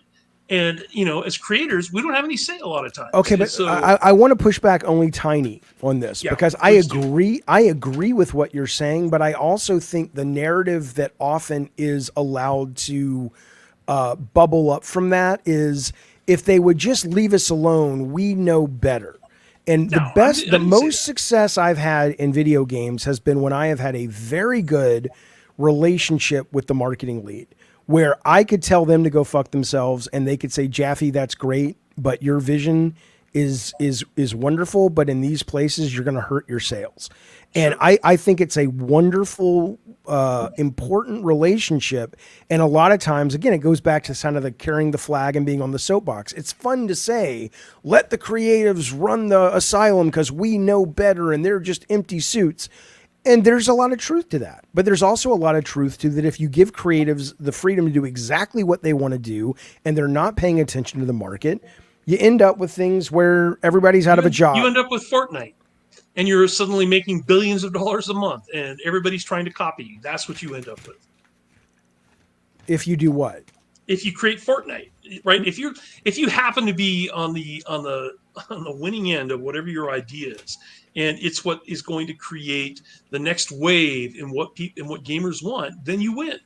And what I'm saying is that Sony's decision to shut down Zipper was probably a bad call because they were I think looking back now, making online shooters, right? So it's like, well, they sort of pioneered the co-op shooter. It's like, why kill that as a company because they weren't successful with MAG.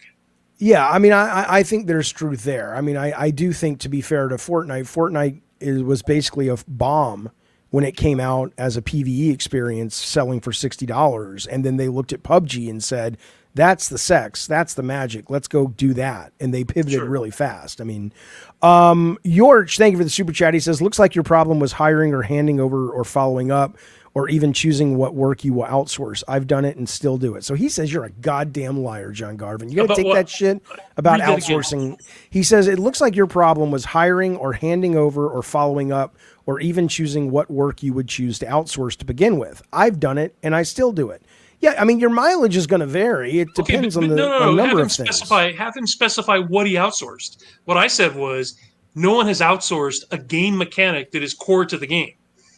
Yes, I have had successful outsourcing for tractors and textures and character models and blah, blah, blah. I've never had success outsourcing a core mechanic that required code, animation, models, rigging, and the code that was going to interact with collision and AI. That I've never seen.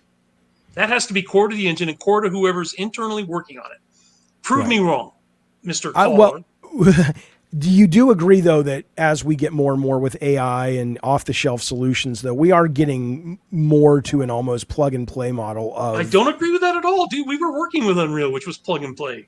Unreal had all kinds of shit inherent to the engine that we ended up replacing because it didn't work for Days Gone. I totally disagree with that.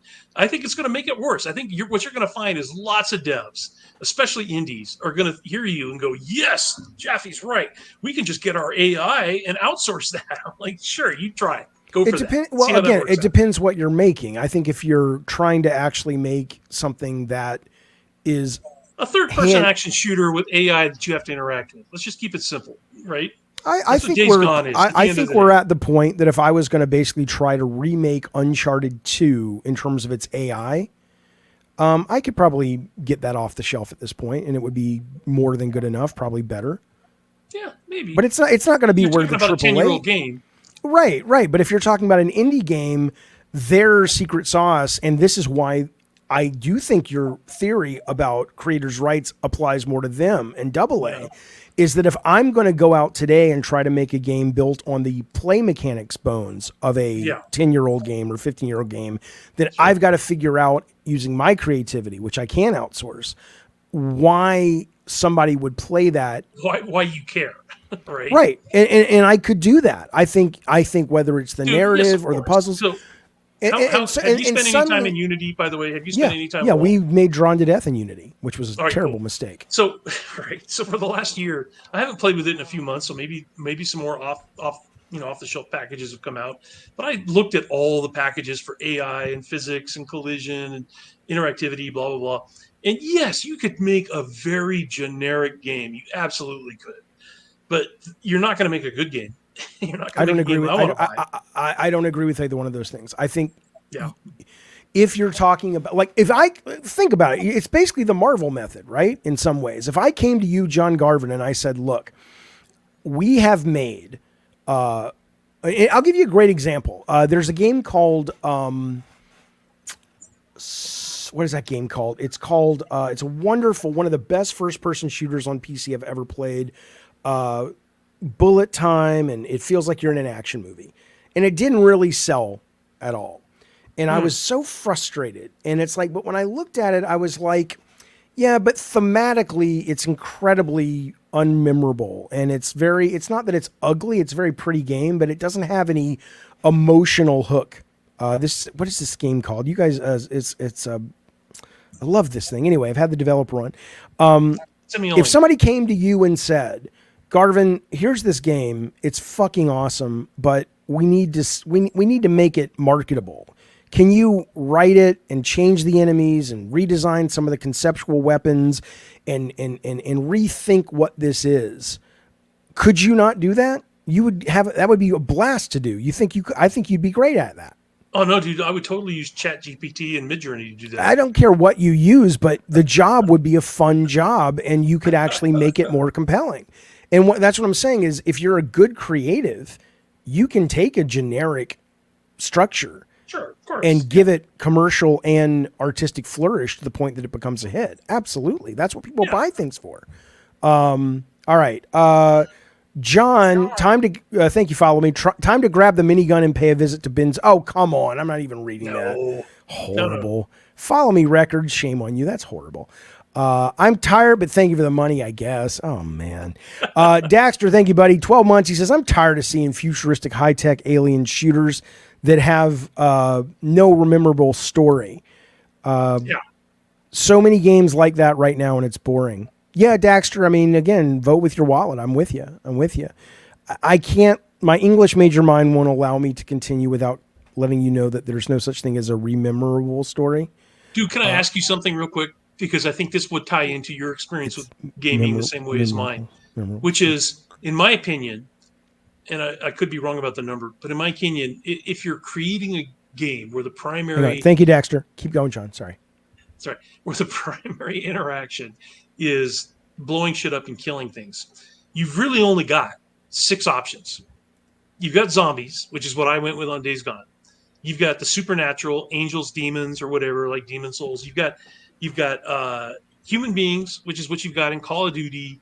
You've got robots, and what am I missing? Cartoon characters, I guess, if you count Pikachu and Well, that if you're making a game set in Oregon, you got minorities. right. Shoot those. I'm not touching that one, dude. But basically, yeah, you've only got. So to your caller who's complaining about futuristic aliens, I kind of went with futuristic aliens in Trace War, and the reason I went with them is because you only have so many options. You've only got so many things you can shoot at and kill in a video game, and it's like, yes, at some point, video games as a genre, as a meta, will move beyond that into something which I hope is more interesting. But if you have to have fodder, if you have to have a gun in your hand, and your primary mechanic through the game is firing it and blowing shit up, there's only so many things you can kill. That's kind of my point, I guess. I mean, you can take two routes of that, right? You can say, okay, yeah, they're going to be Kratos, by the way, you're killing things with a sword, and you're killing gods, and you're killing other supernatural. But it's the same idea. You're still finding a thing that Kratos has to kill.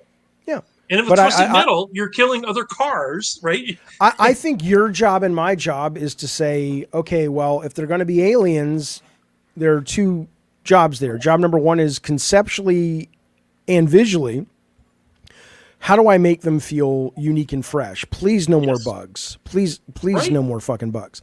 And I think at a gameplay standpoint, it's like, okay, yeah, they're fodder, but what can I do with fodder enemies that is still going to keep it engaging while they are still serving the point, which is being basically bullet sponges, right? Or, and I know this is anathema to how you feel about game dev, but you do it through story and characters, right? So when Bruce Straley and Druckmann were creating The Last of Us, they, you've got your clickers and your big zombies and the bloaters and blah, blah, blah. Dude, I've seen all that before. What I haven't seen before is the relationship between Joel, right, and the girl, and making that feel like it adds something to the experience. Like, there's a reason I should care about this more than I do. Right. So there's something about The Last of Us. Do you think The Last of Us was a well-written game? I do. Okay. I really do. You can't even remember the girl's name. Ellie.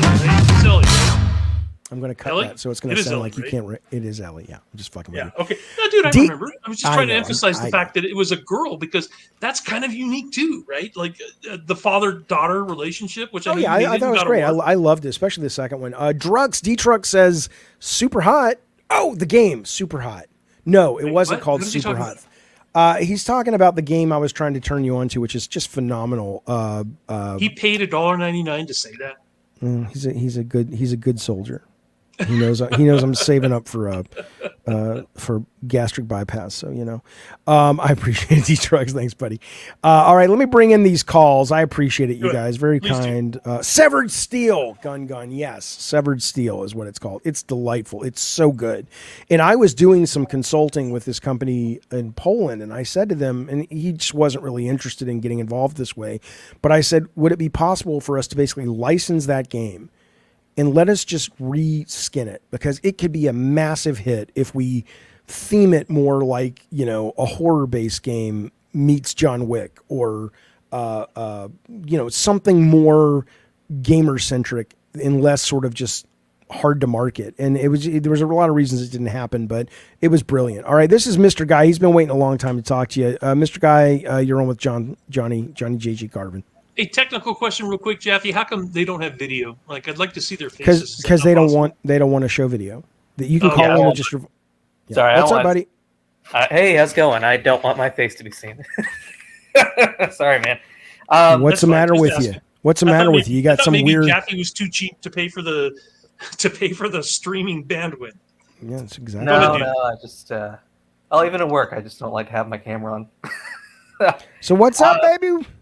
Hey, so I was wondering, I know this was Jeff Ross that talked about this, like in your previous stream, that you mentioned that he mentioned about a pitch for an open world resistance game. I was wondering if you had any pitches prior to Days Gone as well that you pitched, or if both you and Jeff pitched for any projects ideas prior to coming up with Days Gone. Oh, yeah, dude. So, again, I can't talk about specifics just because I feel some respect towards Sony Bend, and I don't want to go into stuff that basically, I don't know. These are concepts that I came up with on on Sony's dime. And so, yeah, dude, we had before Days Gone, we had Jeff and I probably worked on, a half dozen or more pitches. And, before our last game, Uncharted Golden Abyss. In fact, you can look this up if you're curious. They're on GDC. What's the name of their website, Jeffy, since my mind is going? GDC.com? Gamasutra. It's not that is anymore, that dead? Is it? Is that I think gone? It's called GameDeveloper.com now. But all right, well, whatever. If you look it up, I went into a huge post-mortem on Uncharted Golden Abyss, the Vita game for Uncharted. And yeah, dude, even that went through multiple iterations. And we had working prototypes on PSP before all that died and before Resistance Retribution. Every game company does this, and I'm no exception. We had lots of concepts, lots of pitches that kind of never went anywhere.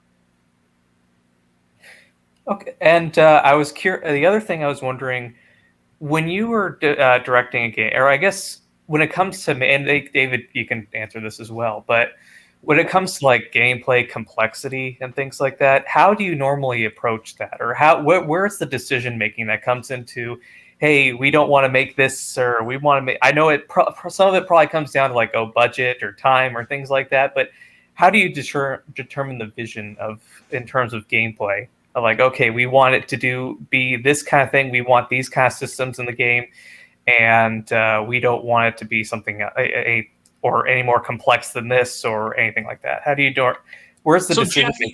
Jeffy's going to be able to answer this question way more than I am, because I've always been more on the story, character, cutscene side than on the gameplay controller side. And I can tell you, though, what I did experience on Days Gone was watching Jeff Ross and the design team try to figure out the mechanics of, as I mentioned to Jeffy earlier, the core game in Days Gone is running backwards while you're fighting, 400 creatures who are trying to kill you.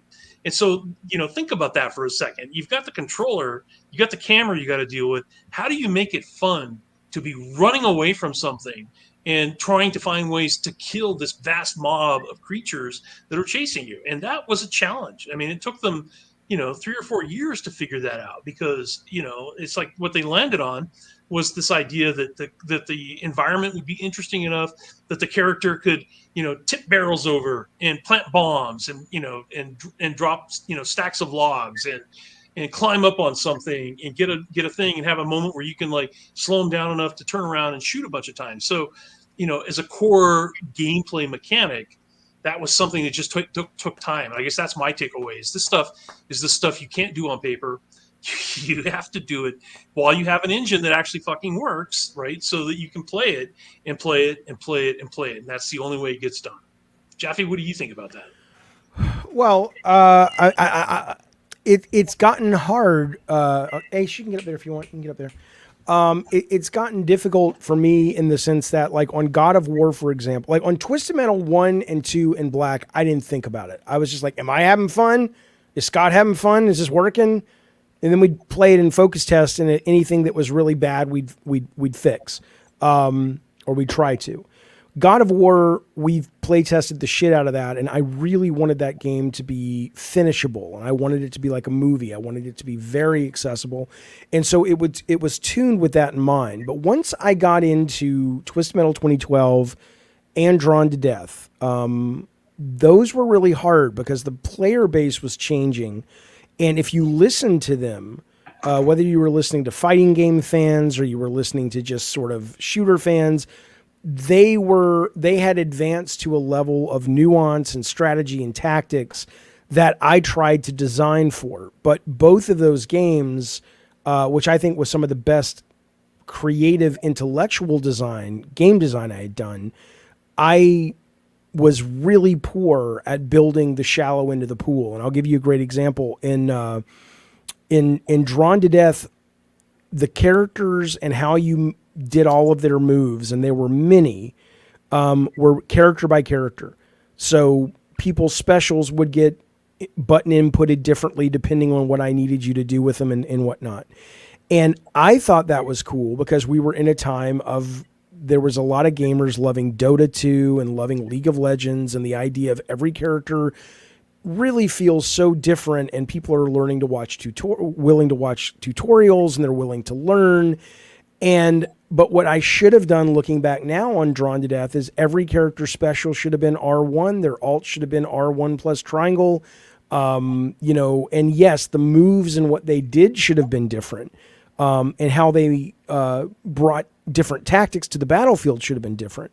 But I assume the audience would love the game enough that they would be willing to go down those rabbit holes of individual characters having individual controls, and it absolutely fucked us. So it's I think just like in movies, if you're writing a movie and you're writing genre, it's like there are conventions that are expected that you can kind of lean on to say, in a horror movie, these things happen, and you don't want to change that unless you're just being avant-garde or you're trying something really crazy.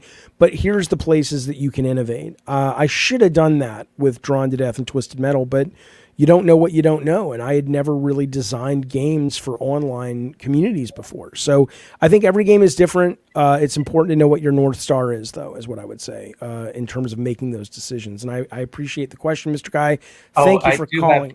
Sorry, I do have one more question. It's got to be fast, though. Go. Oh, okay. All right. Well, I was going to ask about the whole pipeline of how much do you work with, you worked with Sony or a corporate, to oh, here's the story and here's how. All right, I'll tell you what, John. If you want to take that, you can. I'm gonna. Sure. Okay, I will. I'm gonna take 2 minutes and get a Coke and feed my dog. I'll be back in 2 minutes. But John will answer your question. All right, absolutely. Go. We can talk about Jaffe while he's gone. This is great. I kid. So sorry. Finish your question.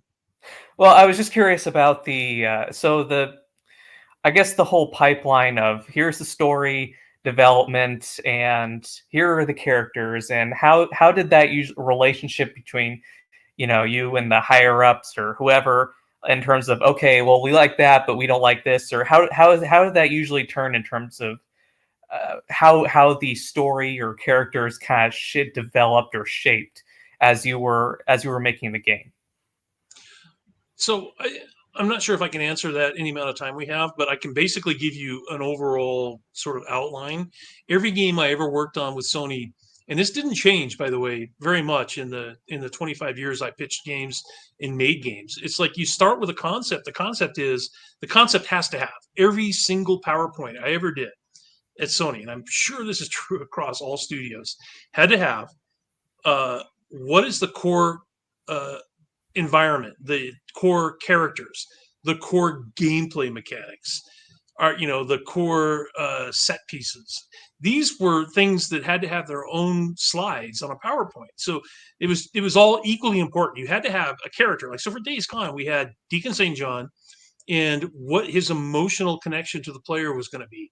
And in Deacon's case, it was, hey, he's in a post-apocalyptic environment. He's lost his old lady. He's got to go find her. That's kind of the hook for the story. That's all there was to it.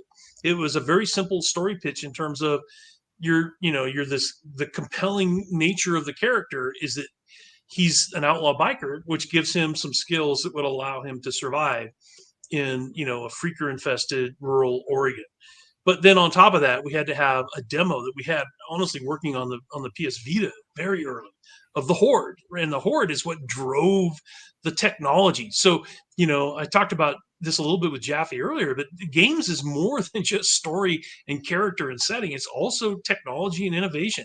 You've got to be able to prove, okay, the PS4 was kind of newish hardware when we started developing. By the time we shipped, it's like gamers wanted to know, how are you pushing the hardware? How are you pushing, I paid all this money for this, 4K monitor, what value am I getting for that? So the fact that we, supported, HDR and, high fidelity color and blah, blah, blah, all that stuff.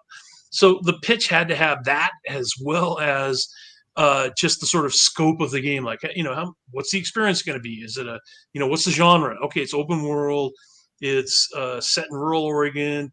It's zombies, right? And, and all that stuff is what goes into the pitch, and they're all equally important. And if you don't have one of those, if you don't have a good character or a good setting or a compelling reason for the player to make the game, then it doesn't get greenlit. Okay. Well, I appreciate your time, and sorry for hogging up the time. So, no, you Jesus, Mr. Guy.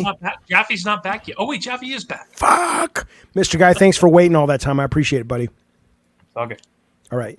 Okay, Blue Gamer, it's called Sever Steel. Thank you for 31 months. And then get this, Stoner Joe says, don't forget old Stoner Joe. We would never forget you, sir. We love you to death. Thank you for the super chat. And listen, D-Truck says, Severed Steel, $5 at the Steam summer sale. I'm going to buy it. It's brilliant. It is absolutely worth your time and your love. Martin is coming in hot from the hot CW sitcom Martin. What's going on, pal? Martin, let's go. I got that link. I sent it to you. Well, you said there's an alien in a temple. Okay, but send it again because. Okay, but you understand that a time has passed between our last conversation, so it takes me a minute to remember what the fuck you're talking about. But yes, okay, I got you. Where did you send me the link? In the chat. Don't send it there. Send it to me on Twitter or on the Discord because I'm not even looking at the chat for the most part. Because what's that? I can't do that. Why not? I don't got Twitter or Discord. Do you have What? All right, put it in the chat right now. Put it in the chat right now, and I'll just make sure to see it. Is that what you were calling about? Yeah. I actually wanted to say too. That video you made, it was just a little joke or what? Which one? The one with Jesus in the sky. Oh my God! Yeah, did you see that? Yeah, it was a total joke. I had AI do it. I just thought it was an interesting image that you saw, so I just basically told the AI exactly. Yeah, I told the AI exactly what you saw. No, that's okay. Oh yeah, I thought you think it was cool. You didn't like it? No, I ain't really tripping. Okay, I mean I can take it down if you found it offensive. I thought it was. I thought it would be cool. I just someone in the comment was saying I was tired. That's why. But yeah, that was their reasoning behind it. But regardless. So put the link in. I'll talk to you later. Thank you, Martin. I appreciate it, buddy. All right, I did it. One more thing. Yeah. I want to say we all know in the Greeks that Poseidon and Hades have a kid. So I wanted to ask, in God of War, do they have kids? Deep question, Jeff. Yeah, I mean, the ones I worked on, I never thought about it. So if you're basically saying that they do, you would know more about that than I would. So I would say, I guess the answer is yes, but it never occurred to me to put them in the story. All right, buddy. Thank you, Martin. Can I respond to that real quick? Yeah. And I think I've talked a little bit about this before, but dude, one of the things I loved about Amy Hennig was when I was working on Uncharted with her, she taught me, and I literally as a writer, I'd been working for 10 years, and she taught me so much. One of the things she taught me was never put things in your story if it doesn't matter, right? If it doesn't matter that these gods procreated and had a kid, if it's not going to impact Kratos' story at all, don't fucking put it in, because anything you put in your story, like we were talking about how, now they've kind of locked Kratos into being a dad and, having to deal with his story. It's like, once you do that, you have created a background that has to be lived up to. And so her deal with Uncharted was, it was hard for me to pry anything out of her that I could use for a prequel, because she said, everything I decide right now about what happened between Drake and Sully when they were younger means that, as a creator, I have to acknowledge that moving forward. And I know that's a weird way of talking about canon, because I know a lot of Marvel and Star Wars and blah, blah, blah. People are always talking about canon, right? Like, what is canon? What do you have to, did this really happen, or was it all a fantasy? Is this real or is it not real? Yeah, and I've been fascinated by how this generation of, I don't know where that generation starts and stops, but canon and lore seem a lot more meaningful. And maybe it's because I get questions, by the way. I get questions from Siphon Filter fans and gamers who question me about background incidents that happen in Siphon Filter 2 and why that played out this way in Siphon Filter. Dude, and I wrote that shit 20 years ago, and honestly, I was probably kind of like you. I just kind of never thought about it. You know what I needed? I needed some background chatter for these characters to be saying something interesting while, Gabe Logan is sneaking around and shit. It's like, I wasn't honestly thinking about, I'm not Alan Moore. Dude, I'm not as talented as him. Right. Alan Moore plans this shit out so that if something happens in panel 1 of Watchmen, it's going to fucking pay off in issue 7 of Watchmen. That's how he is. I remember sitting in... you remember Buzz Burrows? He used to run all the sound. Buzz Burrows. Buzz is great. And I remember sitting in his sound studio. We were recording voiceover for Twisted Metal 2. Yes. And he showed me something, this was back in 95, right? So it was kind of cool to him hit a button and suddenly whoever was speaking, their voice got all demony and all this shit. And I said, oh, do that. I'm just going to make up this guy called Minion. And and here's the story, right? It was just like, why the fuck not? And people, I get it. Now they're like, what's Minion's backstory? What, is he the devil? Does he work for I'm like, I don't know. I just thought his voice was cool. And then you got to kind of write around it. But good writer, no offense, but good writers don't do that. Like real writers that, you might do that now, but I never did that. I was just flying by the seat of my pants going, it sounds cool to me. Dude, right around that same period when I worked with Nolan North. He came in and recorded for us and Buzz Burroughs' studio down in Foster City. Yeah. Right? Nolan North came in. Everybody knows who Nolan North is. Yeah. And he wasn't even the star of the game. He came in to play the villain in Resistance Retribution. Jeff Ross and I are down there in the studio. Nolan comes in.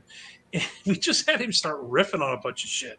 And we ended up using a lot of that in the game. And it was just Nolan being Nolan, right? He could do voices. He could do characters. He was just being funny. In fact, if you've ever played, if you can get a copy of the disc for PSP Resistance Retribution, it's kind of worth playing just to get, because I incorporated a lot of those outtakes in the. I forgot that you guys in the unlocked materials, right? Yeah. Anyway, so it's just funny as fuck. Because I love working, and again, dude, it's kind of what we were talking about, talent.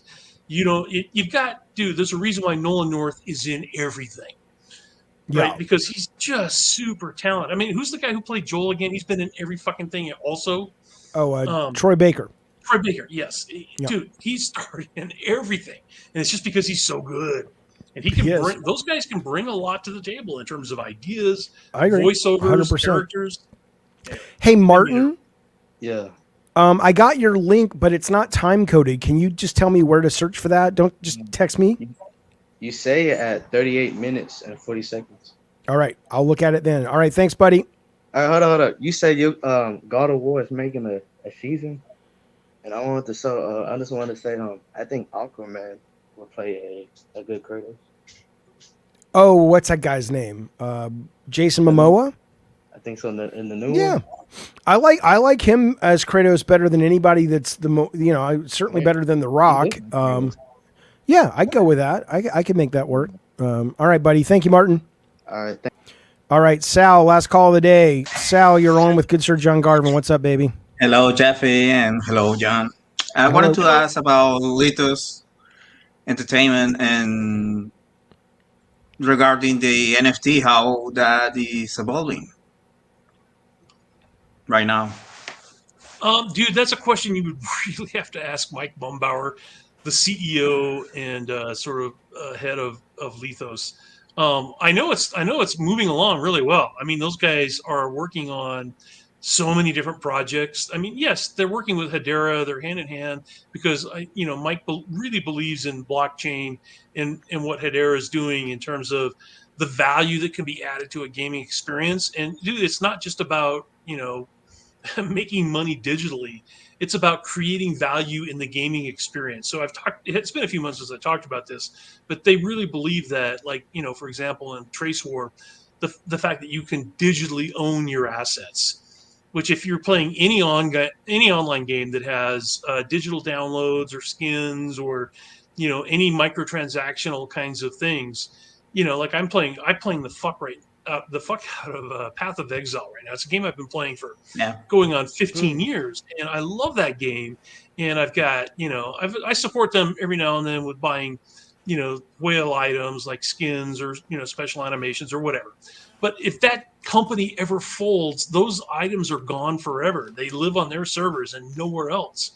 And if they were part of a blockchain like Hedera or, pick one, then these are assets that I could have independent of Grinding Gears, the New Zealand company that makes Path of Exile. Yeah. So that's the kind of thing I'm excited about with blockchain. I know Mike is too. You would have to ask him. In fact, he's probably overdue for a visit on Jaffe's show as well. I think he's been on once. But yeah, I would be curious to hear an interview with him on what else he's got going on, because I know they've got I've seen a lot of posts about The new stuff, yeah. the rant stuff, right? There's a lot of stuff going on, so I'd be curious to see too. I Yeah, honestly it's just don't have a because better answer you to your can break question. them I'm all. sorry. You can break them all of the industry. Oh Online yeah, wise. if he can pull it off, absolutely. Yeah. All right, Sal, So thanks, buddy. If anyone can pull it off, it's Mike Mumbauer. Yeah, he's a very tenacious dude. Yes. So Jeffy, maybe I can ask for a request for David Goodrich interview and maybe the showrunner of Twisted Metal. He's been doing many interviews lately. The showrunner has? Yeah, he's been on some podcasts. I will reach out. I will see what happens. I'd love to have Goodrich on. Absolutely. Yeah. All right, Sal. Thanks, buddy. Thanks. Yeah. So, John Garvin, I have a question. Fuck you, bitch. I have a question for you, John Garvin. So I want to ask you about 8 questions for this series I have for members only called War Stories, all about the early days of PlayStation. But do it. I'm fucking fried, dude. Is it something we can pick it up like for 30 minutes later in the week, or are you too busy? Wait, have you been doing pot? I didn't even tell. No, because I was so interested in what you had to say. Well, I just, we've been going for 3.5 hours. I haven't eaten anything. Dude, we could totally pick this up. We don't have to do it now. Okay, so if I reach out, I'm only 10 years older than you, and obviously I have more stamina than you. Is this kind of a Trump Biden moment? Are you being Joe Biden right now? I think the problem is I was up late last night fucking your sister. So is that what it was? Yeah, I didn't get a lot of sleep. It's true. You were also a half hour late for our show, so all your viewers out there know that's Jaffe's fault because he was stuck in traffic. Well, it took me a long time to climb off her. I mean, she's big. Big, John Garvin. Dude, if you're fried, we could totally do this. Yeah, I just need to get somebody. Okay, so let's wrap it up. But I would love, because I really want to talk to you about the early days, and I know people want to hear that. But John Garvin, for now though, did you get whatever was stuck in your craw with these fucking asshole journalists out, or do we got any more to say on it? Do you feel like you've spoken your piece? No, because, dude, I don't feel like it's the journalist's fault. I understand the gaming press and the need to make headlines the same way you need to make headlines. Okay. It's like if you're trying to get viewers, if you're trying to get people to come to your site, if that's how you get income, dude, I don't fault them for that. So who are you mad at? What I fault is when the community manager at Ben Studio calls me out for doing something wrong when I don't think I've done anything wrong. I've gone out of my way to not say shit about Ben Studio or to talk shit about their IP, or John Garvin not being allowed to profit from Days Gone anymore. The points I wanted to really reiterate with you is, number one, I feel like something that's not being talked about enough is that the one aspect of creator rights is that gamers would benefit if creators had more rights. Because if Amy Hennig could create a short story of her version of what Uncharted should be, I would be interested in reading that. If David Jaffe could create, a short webcomic on what he thinks Kratos should be, I would benefit from that as a player, right? I would love to see Kojima's take on Snake. I would love to see John Garvin's take on Days Gone. And these are things that will never happen because the IP belongs to corporations and not the creators. Yeah, you could do them, but you couldn't monetize them, right? I don't think you could even do them. I think I've done them. I've done new endings for Twisted Metal and put them up in the. I did one with Phil Spencer from Xbox won Twisted Metal, and went to see Calypso. Well, I might be willing to explore that. So not to get people's hopes up, but if I find out legally I could post something about a Days Gone story and not make money from it, sure. Yeah, the worst case, they'll just tell you to take it down. But I literally I hired the guy who did the voice, Mel McMurrin of Calypso and Twisted Metal 2. I had him do the whole thing. I am Calypso, and Phil Spencer came to me after winning Twisted Metal. All this shit. And his wish was to win the console wars, and that's up on the channel right now. It's really terribly animated because I did it myself, but the acting was great and the story was fun. But yeah, I think Sony seems to be like, unlike Nintendo, they seem to be like, look, as long as you're not going, like, you can even monetize. I have shirts I sell that have Sweet Tooth on them. And they would be in their right if they said you have to not do that. I go, okay. But, you go into Etsy, They're all over the place, you know.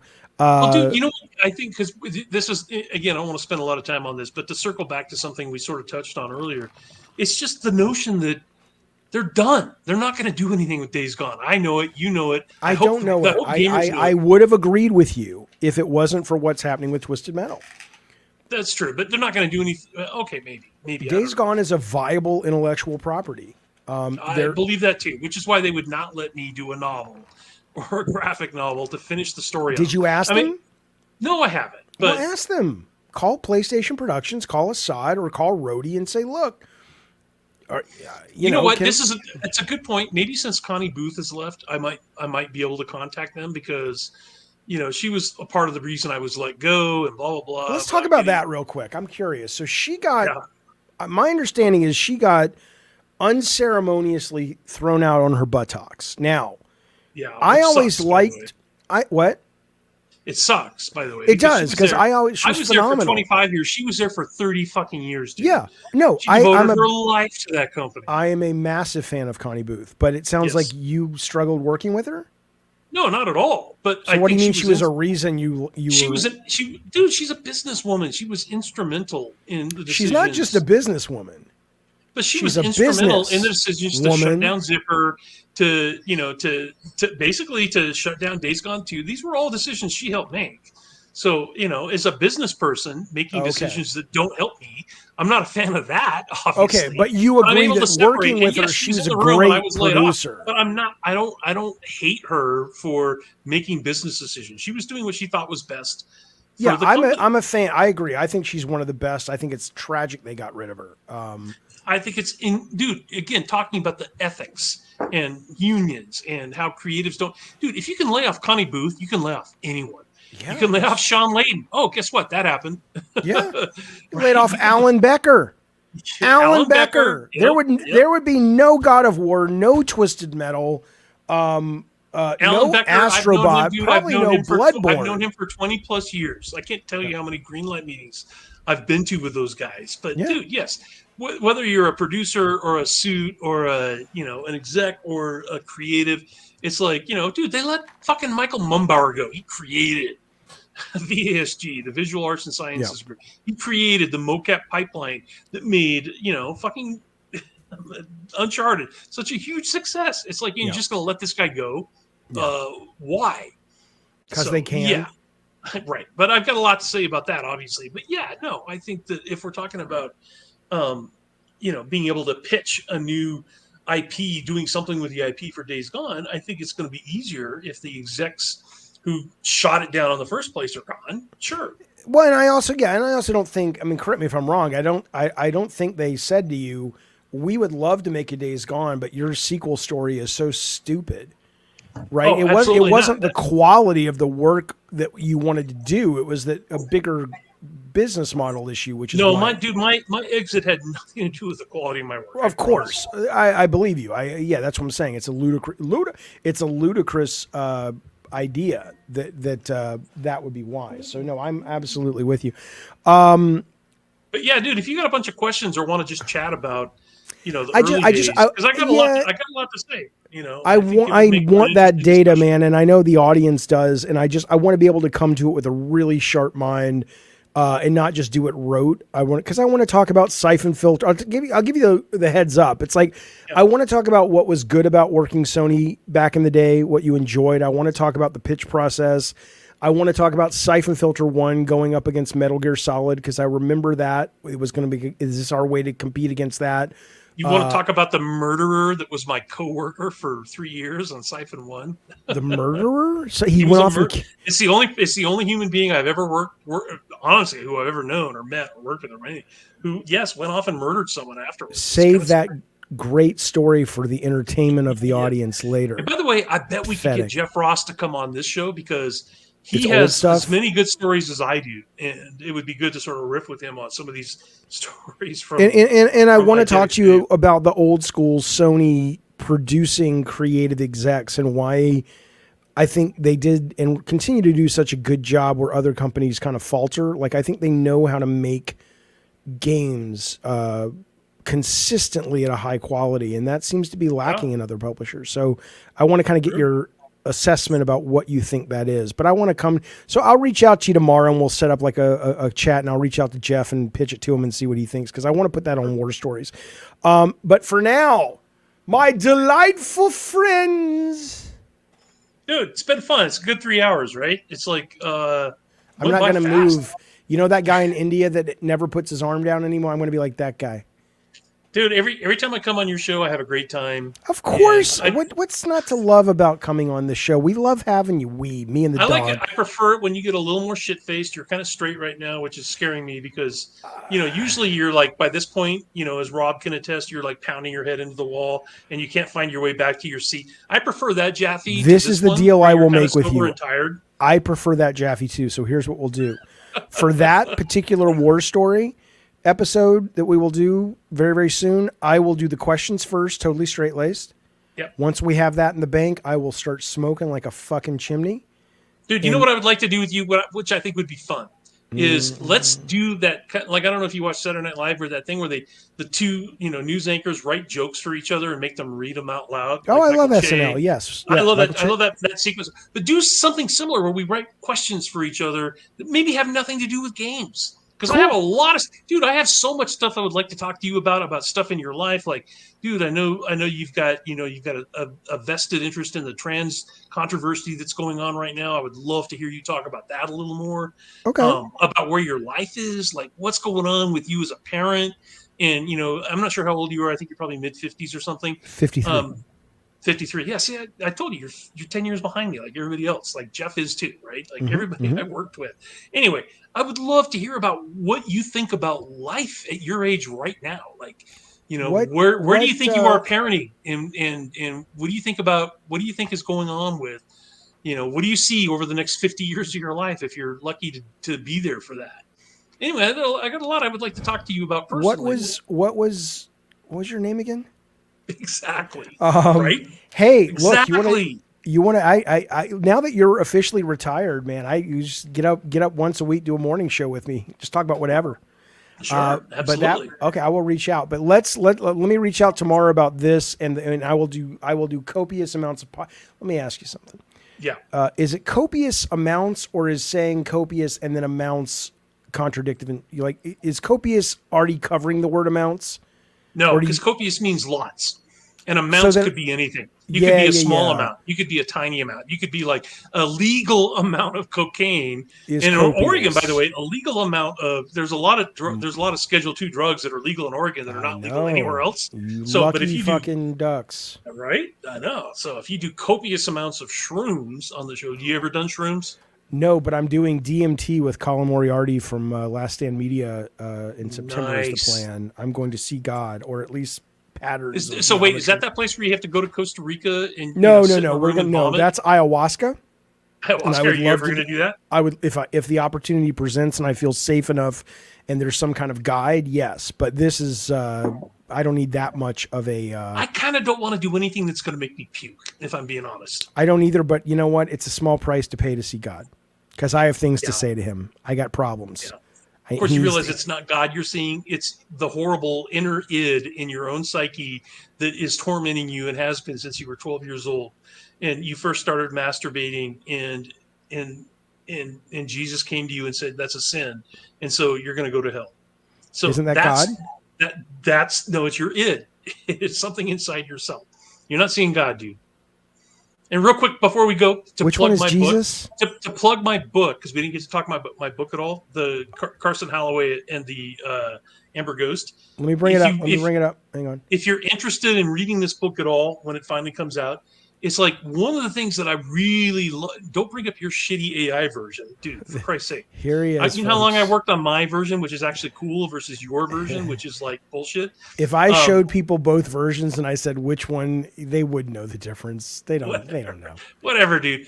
But anyway, the book itself is a secular version of a story about life after death. What I really was interested in was, because I'm fascinated, dude. I'm fascinated by trying to find experiences outside of what we're used to. And, we've read so many stories about going into space and time travel and the world ending because an asteroid hits or whatever. It's like, what I want to do is kind of come up with, inspired by the way, the movie Ghost, but starring Demi Moore and Patrick Swayze.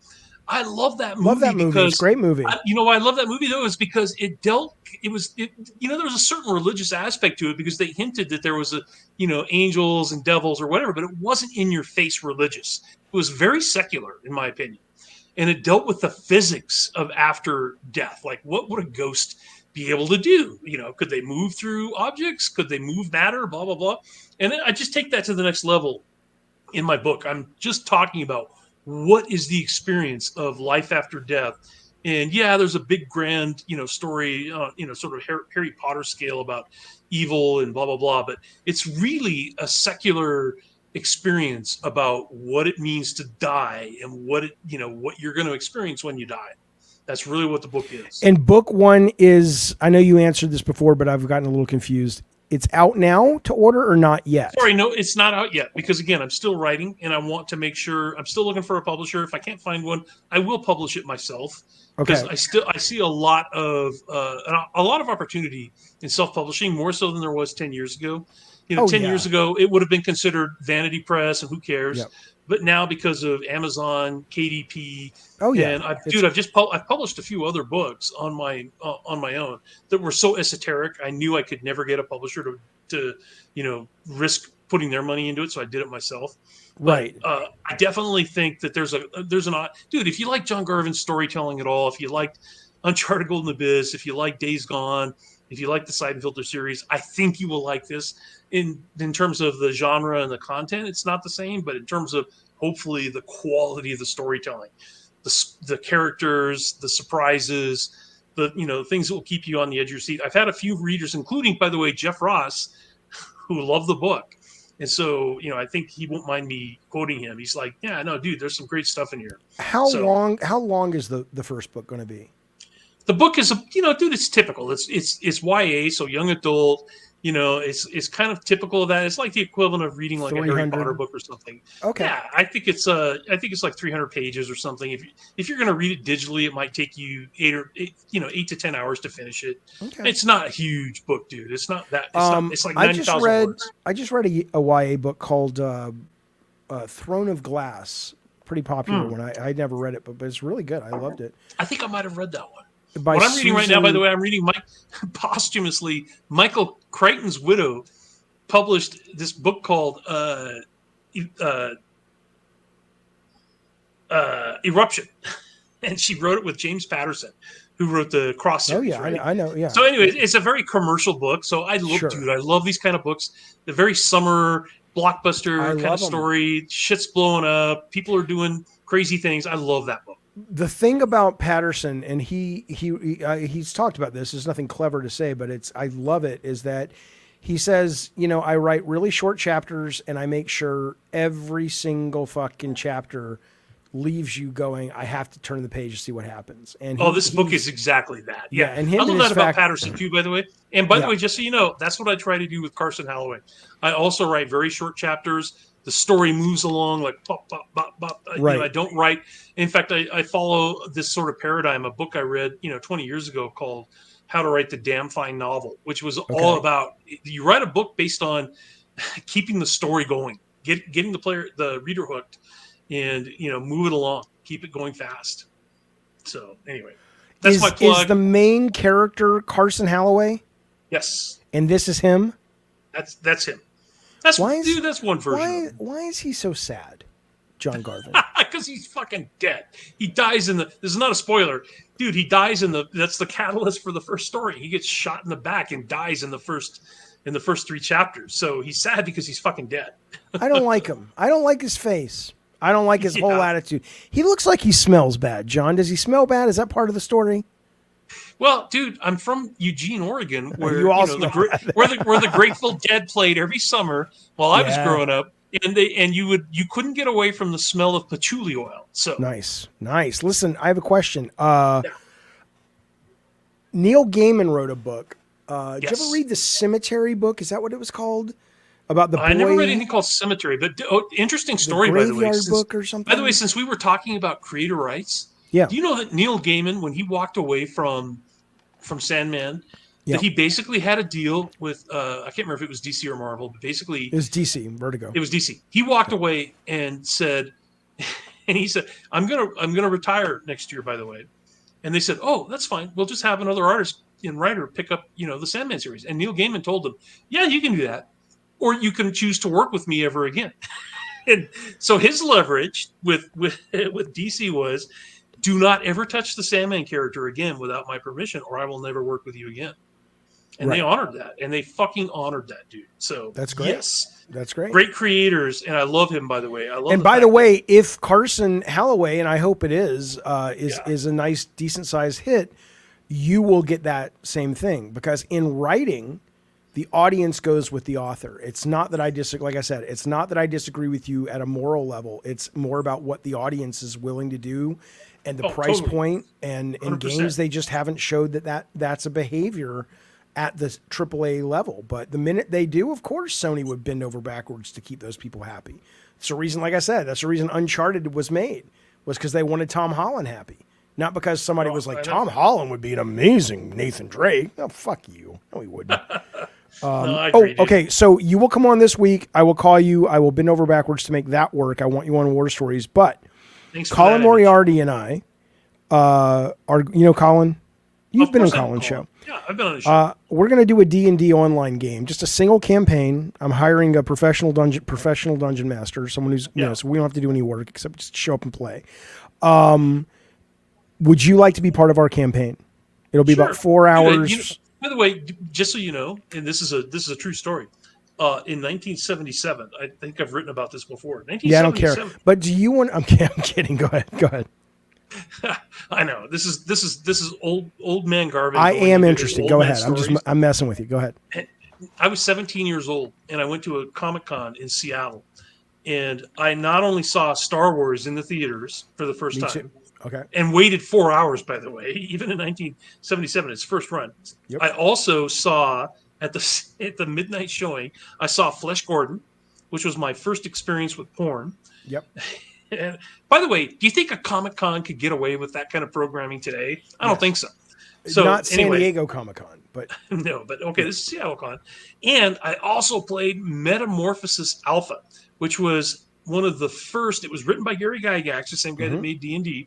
And it was a generational ship science fiction RPG. So I went in this room. There were 20 people that looked a lot like you and me, sitting around a giant table. And when I walked in, they were exploring their ship for the first time. They didn't even know they were on a ship. They thought they were on an enclosed space on a planet. They didn't know they were on a ship that had lost its way and blah blah blah. And this woman was tasting what turned out to be fertilizer. She found this thing. She was like, they were looking for food. She's like, this tastes really bad. Anyway, it was my first experience with like grown human beings sitting around a table pretending in real time that they were characters exploring this space. And the DM, if you're a good DM, and by the way, I spent a lot of the late 70s and early 80s being a DM in my own campaigns because I bought all the original books. Oh yeah. Blah blah blah. Right? It's just it was lovely. Like okay, so you're in. The point is you're in. Yeah, you and Colin. I'm going to get 2 more people. Long answer to your question is It's a good answer. It's a good story. I saw Star Wars in the theater as well first time. It was great. Did you? Yeah. I was 7, but I was just like, what the fuck am I looking at, man? Yeah, right. All right, John Garvin and members, thank you. If you're watching this and you're like, where'd it go? This is going behind the paywall. Members on Patreon. It'll go up tomorrow. It's on YouTube now for members. I'll make it free for everybody in about a week. So if you don't want to join, A, shame on you, you're going to hell. And 2, don't worry, it'll be up for free in a week. And then, John, I'll reach out to you tomorrow. We'll schedule some of this stuff, yeah? It's been a pleasure, dude. It's always a pleasure, buddy. I love talking to you. It's good to see you again. I'm glad you're well. Chat, goodbye. John, I'm going to hang up at the same time on everybody. So goodbye, everybody. And thank you. And John, seriously. By the way, it's been a blast. Yeah. Thanks, John. Bye.